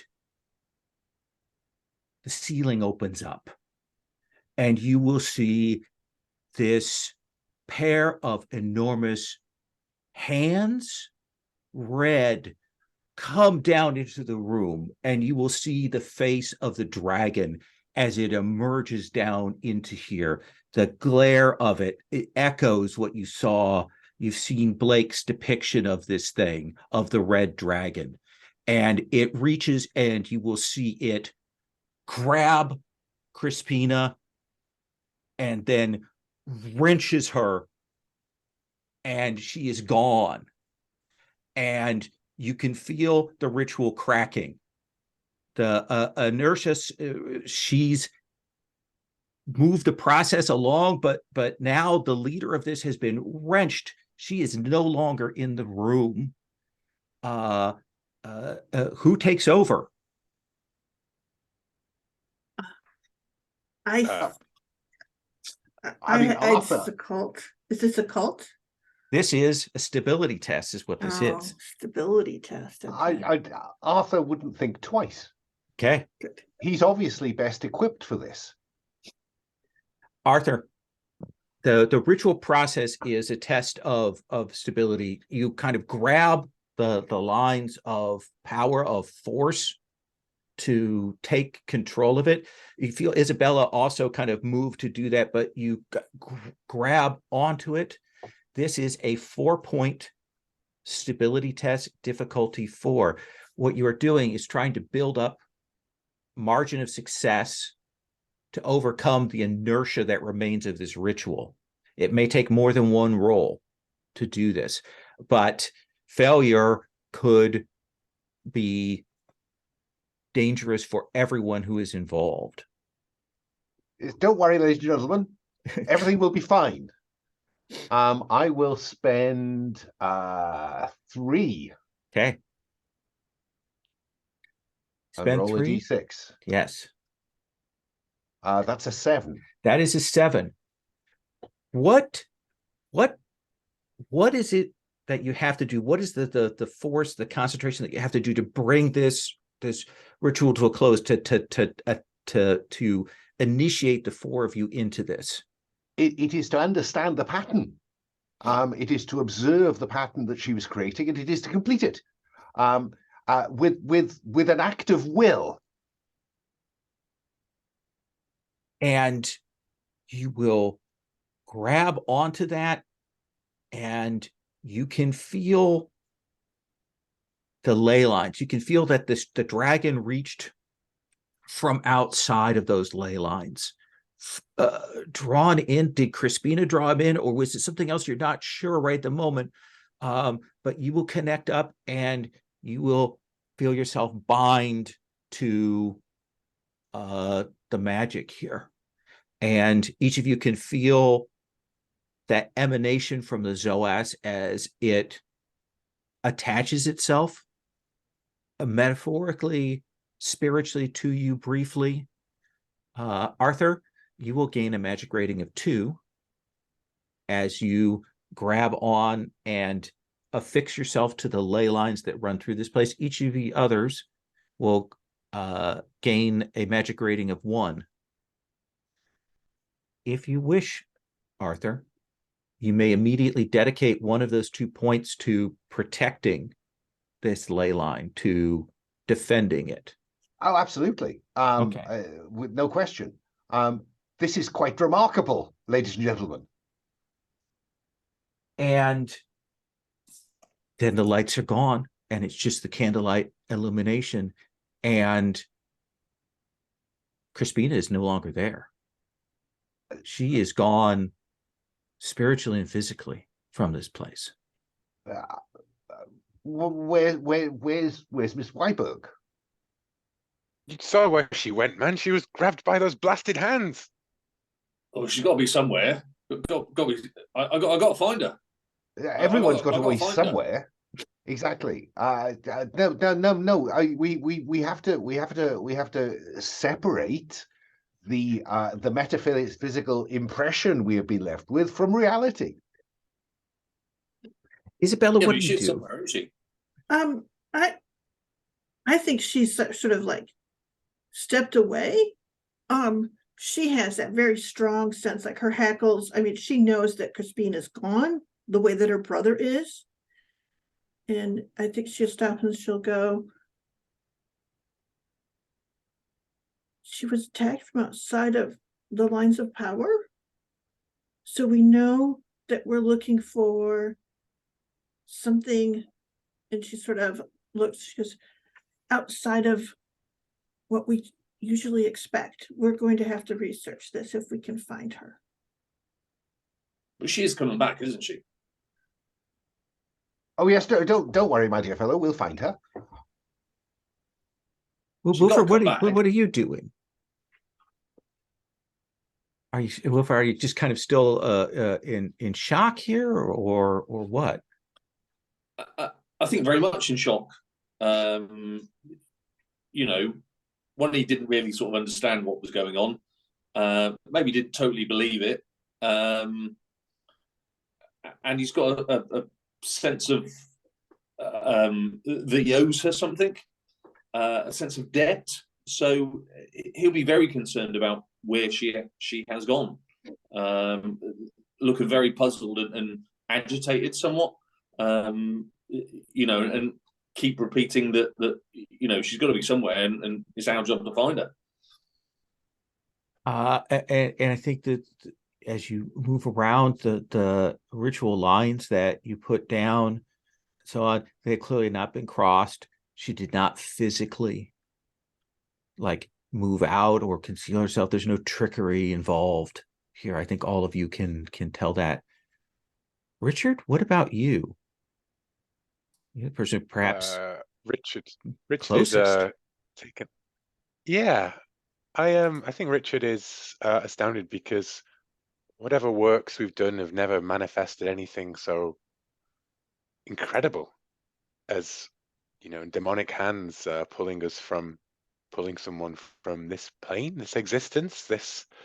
I mean, his mind is reeling with the possibilities of what could be done, but I think he's sympathetic to Wilford's bemused and baffled and slightly frantic searching around the house, I imagine, like calling out her name. And Yeah.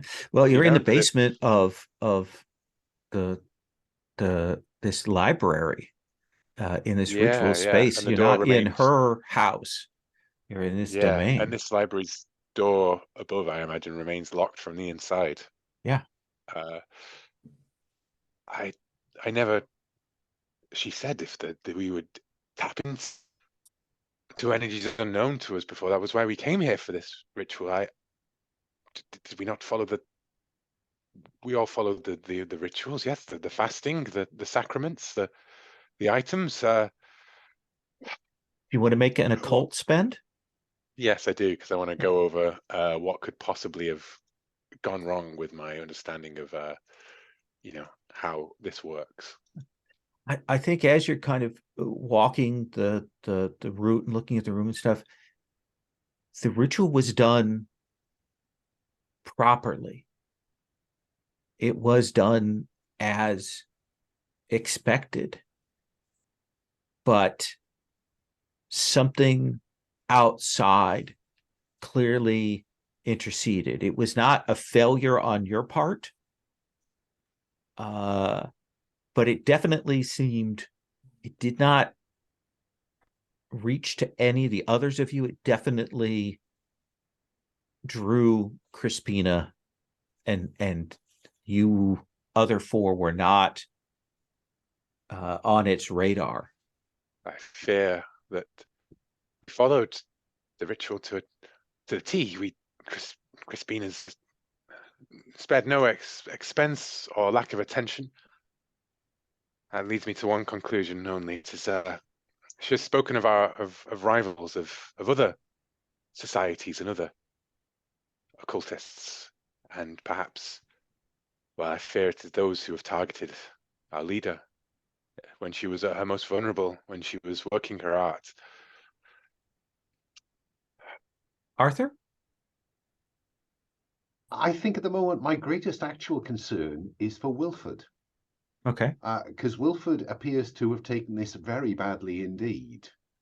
So I'd like to undertake some psychological triage in an attempt to Sure. just top up his stability. And let's look at that mechanic. As it is our first use of that. So you can make psychological triage at difficulty 3 instead of 4. So how And then much do you want to spend? Right. Well, I think I will put 2 into the dice roll, and then I can spend stability. If I succeed, if I've understood it correctly, I can then spend additional analysis to top up his stability. I believe the points that you spend actually go towards the cure. Okay. Well, then I will spend 2, roll a d6. Yeah. Which, and if you hopefully give him 4 succeed, back. we'll get him 4 back. That's 3, 4, 5. Okay. So Wilford can add 4 stability. And what does that look like? Like, what are you saying to Wilford? Well, Wilford, you seem to be kind of, just distracted and disturbed by her disappearance. Is that fair? I think very much so. He really doesn't know where to look. It'll just be, what's going on, And therefore gently put my hands on his shoulders and just Wilford, look at me. You know me. We've had conversations like this before. This will be fine. We made it okay or fine before. We'll make it fine again. Just we need you to be thinking in the moment, not about what might have been or what might come. Oh, yeah, but we are going to find her, aren't we? Of course we are, Wilford. It's just a matter of in the moment, we need to be all together here now. Okay, so you do know what went on. I'm sure we can work all of that out, but we do Oh, need okay. all of us to be concentrating. Yeah. All right. Yeah. It was above me anyway. I'm sure it was. Yeah. Yeah. Oh, Yeah. Yeah. Yeah. Yeah. you're in this with us now, Wilford. There's no above and below anymore. We're all in this Ooh. together. Yeah. Yeah. Yeah. Yeah. Yeah. Yeah. Yeah. Yeah. What? Yeah. We'll look for her. That's what we're gonna do. Yeah. Anything, Isabella? Yeah, essentially, I think that we noted that the energy went and flashed off to the northwest, along the one ley line. Um, was that expected? Essentially, I kind of want to say, was that a thing like a signal went out or something like that? That because it was after that that the red dragon came in. I sort of trying to understand what the sort of sequence of events were magically so that we can start getting a handle on these hands and their origin. I think that you're thinking about this, and likely that you have a cult. You don't need to make a spend on this, since all of you had already kind of talked about this ritual. Is that's the moment when you kind of connected this point of power to the ley lines, and that was kind of a release of that energy, kind of that signaling that it was connected up again, connected to the network. You would know that the next location on that ley line is a ways away, but it's the Rollright stones are, I mean, you know what that ley line is, and you know where it went, so you would know that is the next place, and that's a fair distance away. Okay, so though, okay, so either whoever attacked knew when this was happening, or they had a signal then from that next destination, correct? The Rollright. Yep. Stones. Okay.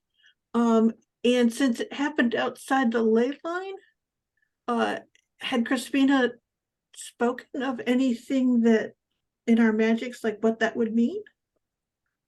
Not really. It seems alien to the paradigm that we use, in fact, doesn't it? You're not sure. I think there's a bit of the four of you around in here, but eventually you have to leave these chambers once you've gathered things up. Arthur,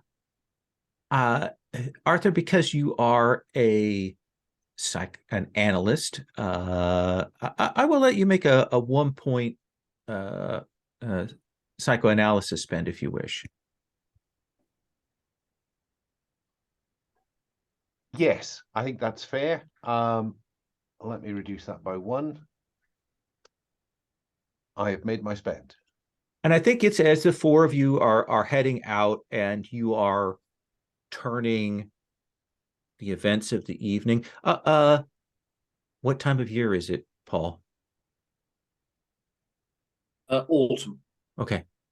As you head out kind of into the crisp autumn air, Arthur, you're turning things over in your mind, and your mind will go back to that meal at the White Hart. And I mean, we might actually get like a flashback of this, like of Crispina eating. And yes, she ate very hurriedly, ravenously. For a woman of her build, most oddly with hindsight. Yeah, she's something in her manner, in her carriage, that now in retrospect was more than just the excitement of the ritual.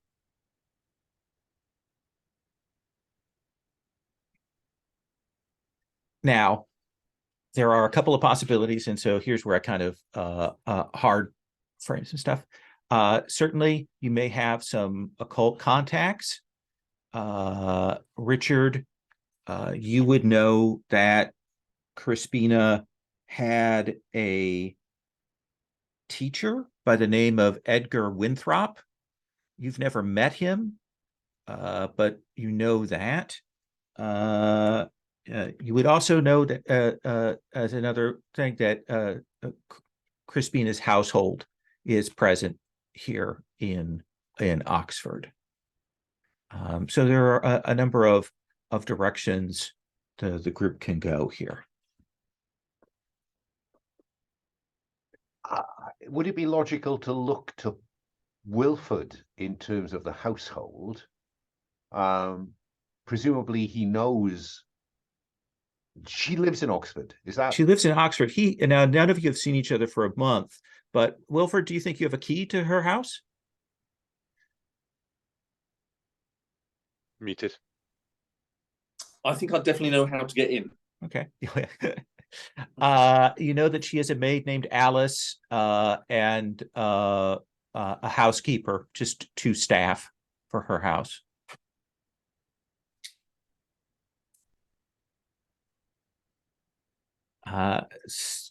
Do you head over there then? Can I just get a quick reiteration of those leads, though? Sorry, just Sure. I was reading the Gumshoe notes when I was should have been typing them down. Sure. I think obviously you could draw on your own occult contacts. I mentioned Edgar Winthrop as one of like her teacher. That's another name that you would know. And then of course her house.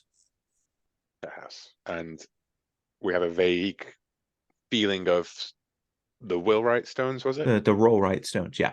Wallwright stones. Yeah. There's a link to that actually in the chat. Sadly, Yeah. I'm on 2 different computers. Sorry. Yeah. I actually believe that may have been where they filmed Children of the Stones, but I can't remember.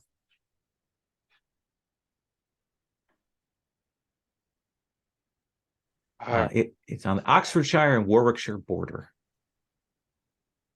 Okay. I mean, what time? We're in the evening now, right? Nighttime. I assume actually we're probably past midnight at this point. Yeah. Well, I'd say we should check Crispina's house. Perhaps if you're all right and she was acting out of sorts, perhaps there'll be some clues to why, and we can call upon Mr. Winthrop in the morning. I fear at this hour, well, he would be most likely to ring the constabulary if several strangers were to appear on his front door, no matter how urgent. And he sort of glances at Wilford and looks away quickly.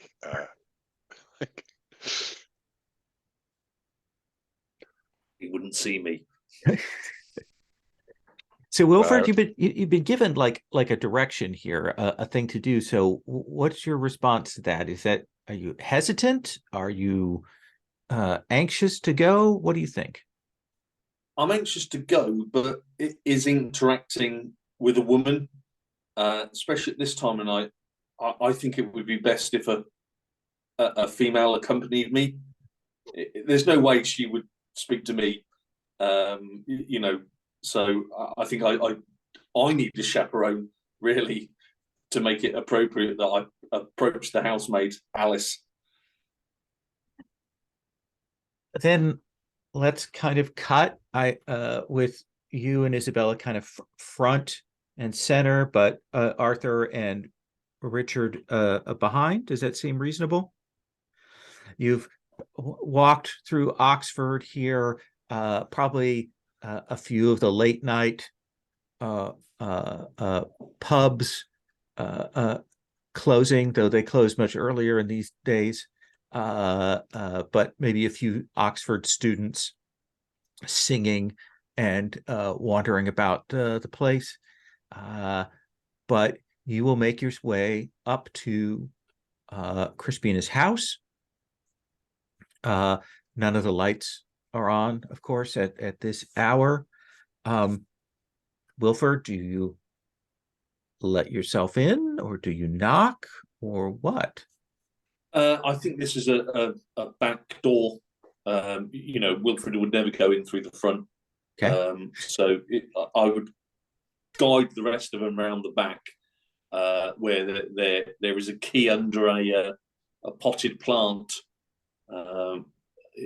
She doesn't expect scoundrels to be robbing her. And I think I will let myself and the rest of the team into her house, making it clear that she does have servants. So, we don't want to cause too much. We don't want to startle them. Right. Is the position we want to be in. They would be located, I would have thought, on the top floor. Normally that's where you tend to put house servants. So barring any sort of creaky floorboards, I think we should sneak upstairs and then just politely knock on Alice's door. So, Arthur, you will go in, and you are very quickly into pass through the kitchen and such. And the thing that will strike you is it's in kind of disrepair. It looks to you like someone hasn't been tending to the kitchen for a bit. There's clearly some evidence of cleanup poorly, but then kind of not caring, and there are odds and ends of food that have been left here, and I think you can immediately tell that the housekeeper, Mrs. Wentworth, is clearly like no longer in service, because she would never let the kitchen get to this condition. That's exactly what She let her staff go? Possibly. And Richard, you said? I was just going to say that was exactly what Richard was going to say, was that Mrs. Winthrop would never allow this to get to such a state, as he picks up a half-eaten sandwich or something and tosses it aside. Yeah. I think if this is all very odd, and therefore I think if Wilford and Miss Grimaldi intend to investigate whether there are any servants in the house, I think that Richard and I should have a look round. Yes. So you start at the top, we'll start at the bottom. Very well.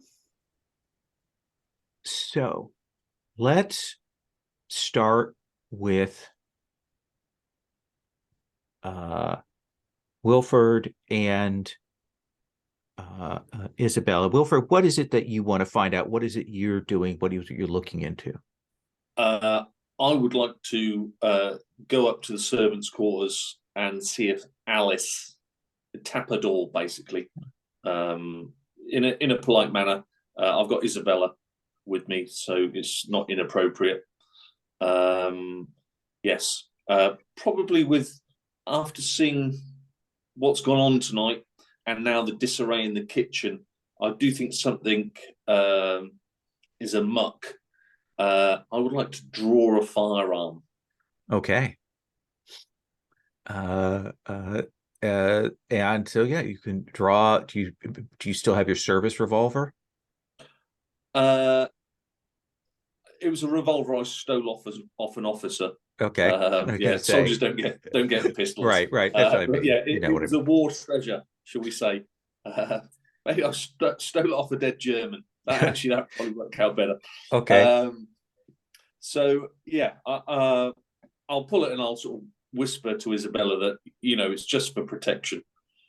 Because this ain't right. Whatever's gone on there ain't right. And slowly climb the stairs to the servants' quarters, and hopefully all's You good. will knock, wait, knock again lightly, and eventually you will open up the door and to step inside, illuminate a lamp here to see, and you can see that Alice's room is empty. Her clothing is gone. Her bags are packed up and gone. It looks like she hasn't been here in a week. That ain't right, Isabella. It isn't, and she sort of stops because Crispina doesn't have another household, does she? She might have a place in London, maybe. That would be something we need to look into. Yeah, and I think you would know that she had a place in London, but her sort of wariness about London meant that she had given that up some time ago. Well, a staff should have definitely been with her. She wouldn't have been without a staff. That's just not right for a woman of her standing. She knew that something was going to happen. Given that these two have just discovered that she's not been here for about a week, right? The disarray in the kitchen. Does any of that look more recent than a week? It looks to you like somebody want to make a notice spend? I mean, I can, because I think I'm in a yeah. position to line both things up. Yeah, I think it's easy for you to tell that you would guess that the housekeeper hasn't been here for a couple weeks, that maybe the maid stayed on, but then gave up a week ago. And since then, Crispina has clearly been tending to herself. Isabella, on a Rock's point, where is notice? Oh, I've just noticed it's missing. Oh, is notice not one? We all have infinite notice then. Yeah. I'd forgotten what that is. Let me check. Maybe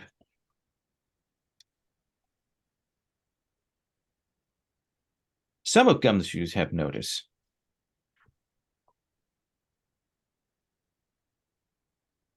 There is no notice. You see everything. That fits in well with Gumshoe. Well, I think you see stuff relevant to your expertise. Right. In some of the other versions, they have notice as kind of a default thing. So I think this is probably Wilfred a streetwise spend. Certainly. Isabella, what are you doing? What are you looking into?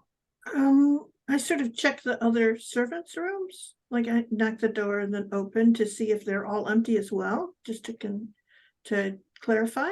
Yeah, absolutely. And then if they are, I'm probably going to go, and I will tell Wilfred I'm going to go check the library. And I will probably go downstairs to see what I can find in Crispina's papers. Like what other plans and accommodations she made for whatever's going on. What has she gotten put to rights, so to speak? Right. To answer the question in the chat, Richard, it's that there's been no servants for a week. Crispina has clearly been here over the last week. You will move into the library and begin looking about there. Isabella, do you want to make an accounting spend? Accounting or evidence collection? I think, where's evidence collection? I think accounting is more it right now, just to go what okay, the whole thing. You will money tells you where everything is. Yeah, you can tell that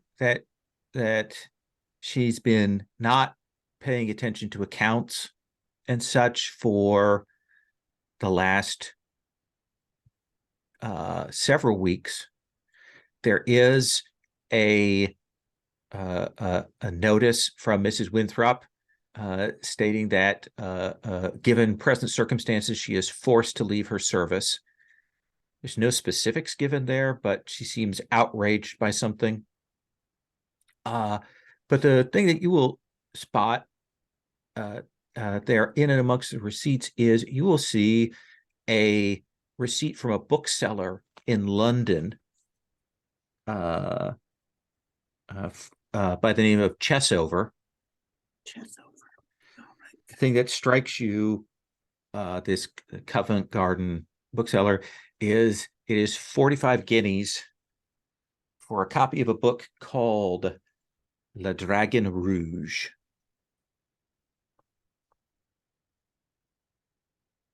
Arthur, what are you doing?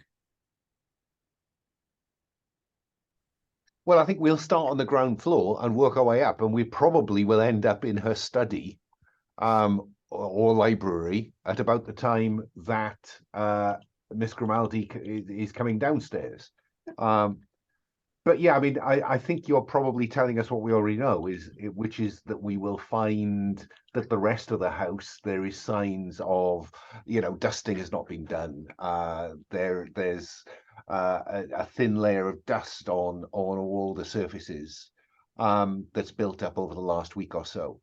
But I suppose I'm particularly interested in whether anyone else has been here.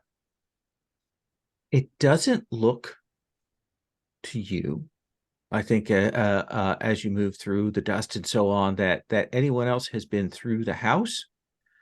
I think your eye will be drawn when you go to the front. You will see that the post has been left and kind of untended to. There are a few letters that you strike you as personal correspondence, that kind of thing, but you will find two things there. One is a letter in a nicer envelope, a more proper sending, and the other is a package. Now, you are a gentleman, but times are as they are, and I assume that you will open these. Oh, goodness me. I mean, there's no question about that. Miss Crispina is potentially in harm's way. No gentleman would think twice. If you will look in the Fearful Symmetries folder on the Google Drive. Ooh. In the untitled folder? Yes. If you open that up, there are two letters. The letter that is in the more formal hand is the Ashby Wake letter. That's the return address upon it. And the other is the letter that's with a parcel that contains a copy of the Book of the New Jerusalem.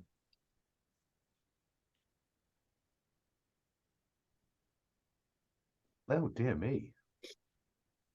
Richard, kind of following along with Arthur. Arthur is now looking through the post. You are searching the downstairs? Yeah, I was in fact going to be looking for any correspondence, but it appears that Dr. Whitewood has found it first. We know there's no one else here. We know that no one else has been here, that Crispina's left behind quite a mess, that her servants wouldn't go down. You know what I do? Would there be phone books at this point? Yeah. Yeah. I look for the Winthrop household. Not very big ones. Yeah. Yeah, that's true. Actually, would a servant even have a phone? Probably not. I'm going to look for. Doesn't What look was like the name of the servant? Actually, Mrs. Winthrop. Edgar No, Winthrop was the mentor. Oh, Winthrop is the mentor. Wentworth. Wentworth. That was it. You can tell. You'll find her number. She lives a couple miles away in Headington. Hmm. Yeah, I have a feeling that this would be where I'd spend a notice spend, right, in the other games, because I'm looking for Well, let things that me I tell don't know you what exist. you will find as you move around here, because it is a little clear. I think there is that moment where you're moving through these downstairs rooms and you push open the pocket doors to the parlor, and it is an absolute mess in here.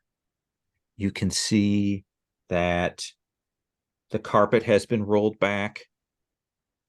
There's an occult circle that, as you bring your light closer, you'll realize is done in blood. You'll see that there's a lectern there that should hold a book, but there is no book. There are some scraps of paper that look like they've been chewed by a dog that are scattered on the floor. It looks like some kind of summoning ritual was done here a week ago. Well, then that provides me with a very simple thing I want to do, which is to spend another point of occult to get a better idea of the powers, the stakes involved here. Blood immediately springs out to me as I think is like a 0 point thing, as like a great work, need for a great work of some kind. I think the thing that will strike you is that this is a ritual to call on powers, on darker powers, to call them down. You would need the full book to know what exactly is being invoked here. But the other thing is, you don't see Crispina's dog. And you look, and I think that's the moment that you realize where the blood has come from. Yeah. I think the other thing that will strike you with the occult thing is, this is not a thing that would necessarily be done by one person. Clearly, there was another person present here at that ritual. Well, I can't believe that she would do such a thing without us. She's always telling us that we shouldn't do these things without Circle, and yet now I think is it what? obvious that she did? Because I'm wondering whether an assess honesty forensic psychology spend would confirm that she was involved in this. Yeah, I think if you make that spend, I think that as you look around, there's no sign of her being forced. The things that are moved around speak of someone who did this in their own time, in their own household. She definitely did this. And are we suggesting? Are we concluding, Mr. Fraser, that she summoned what we saw today? I fear that may be a possibility, Dr. Whitewood, but in which case she's lied whatever to it us. Is, well, she has lied to us. She's done this work without us. Well, my dear fellow, that's not my point. My point is that this is work that should not be done. Yes. Well, this is not work the fact that we were uninvolved in it. As much as I was fond of the pup, magic has its price. But this tonight was supposed to be our great work together. This was supposed to be, and Crispina has done this without us, without her circle, with the aid of some unknown knave, and called upon these powers. That must be what has opened her to these, our own ritual, our own work. Wilford, Isabella, you will come upon this conversation. I think Steps goes, well, she's been engineering this for over a week. And she kind of looks at what's going on in the room. And, oh, well, this is probably why the housekeeper left. I fear Mrs. Wentworth would not appreciate whatever happened to the old hound. She would kill her own dog. Do you not think somebody else did it? There was somebody else here, but there is no sign here of she was forced to take part. We have But to was keep it her? I fear, Wilford, Mr. Brambley, that what we see here is a sacrifice, and a sacrifice must be something that matters. And at that point, I think I'll intervene with Fraser and say, just don't upset Brumble. He was very attached to the lady. Just let's keep some of this to ourselves at this point, lest we distract him with. She weren't herself. Do you think somebody's possessed her? Well, on the subject of possession. You know, you're all saying it's her, but you know, are you sure it's her? We can't she be weren't certain. herself at the meal. We can't be certain. To be bear in mind, that's all I say. Might not have been her. So wow. can I look at the letters? I think she sees the letters in your hand and she'll take them and she goes, well, here it says clearly she was threatened. Yes. She spoke to someone with the letter E. Again, Whitewood will. She bought a book from Chestover, so she was doing business with the person that they warned her not to. Miss She Grimaldi. maybe been trying to avoid something. Miss Grimaldi. Yes. Now looks, distinctly at Brumble. Now may not be the time to discuss the possibilities. Let's all have a night's sleep and convene again at breakfast. And I think she looks at Wilford and she goes, had you been around her in the last couple of weeks? Did she seem at all different? No, not as I stated before. Yeah, I was in London. Okay. We'd all been away for a month, right? Mm-hmm. She goes, well, Yeah, I this was is in London. most unusual. It's not like her. Arthur is desperately trying to communicate to all present, apart from Brumble, that the man is walking at a knife edge and may be stimulated to do something rash if we do not manage the flow of information. He takes it as you're just being rude because he's a servant. Yes, I think that is exactly how it appears. But I would like to spend from reassurance to just calm everyone down and not get carried away. I don't think you need to make a spend from that, because I do want to leave off here, since we're at time, with a final detail. We can come back if there are further things you want to look at in the house, but we may cut forward here. And that is that as you look around, and this may have been what you were indicating, Richard, I'm not sure, but as you look, that book, Le Dragon Rouge, is nowhere to be found in the house. You read my mind, though. I was waiting for us all to be in a room and have the meta moment of info dump across everybody, right? I think I think our last bit is the solemn looks at each other and then making everything will be clearer in the morning kind of fitful sleep and everything, right? At some point, I think we're going to have a conversation about our place within our society versus our places outside of society, right? Are we members of an occult society dedicated to this, or are we our betters managing our manservants? Because I think Richard certainly feels like part of that ritual is You are part of the society. We have our own hierarchies.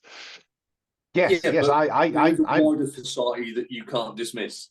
Yeah. Like, for instance, let's all go somewhere and sleep, and we'll discuss this at breakfast in the morning.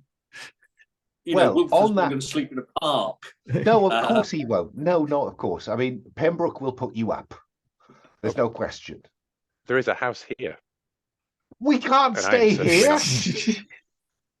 Well, why not? Will, you got one Look bloke at the saying, floor. "That's it, quick, There's let's get out of bloodstains. here," and then you're saying, "We'll just toss it." We've broken in. We have used a key. I'm staying at my friend Crispina's house. Who's missing? I'm going back to Pembroke. Miss Grimaldi, I'm sure that the college can find somewhere to put you up. Likewise, Mr. Brumble, I'm sure that we can find you somewhere in the college servants to stay. Richard waves you away as he pulls a book off the shelf and begins reading, pinning through it. I think that's a good place for us to stop with that kind of splitting. We'll kind of talk about where everybody is, in the morning at the start next time. I'm going to give you all 3 build points just to give yourself a chance to like flesh out some things.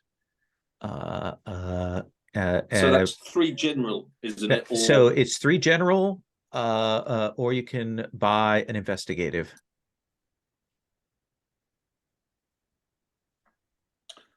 I'm going to go for 1 point in occult, because I've seen some weird occult shit go down. That seems fair.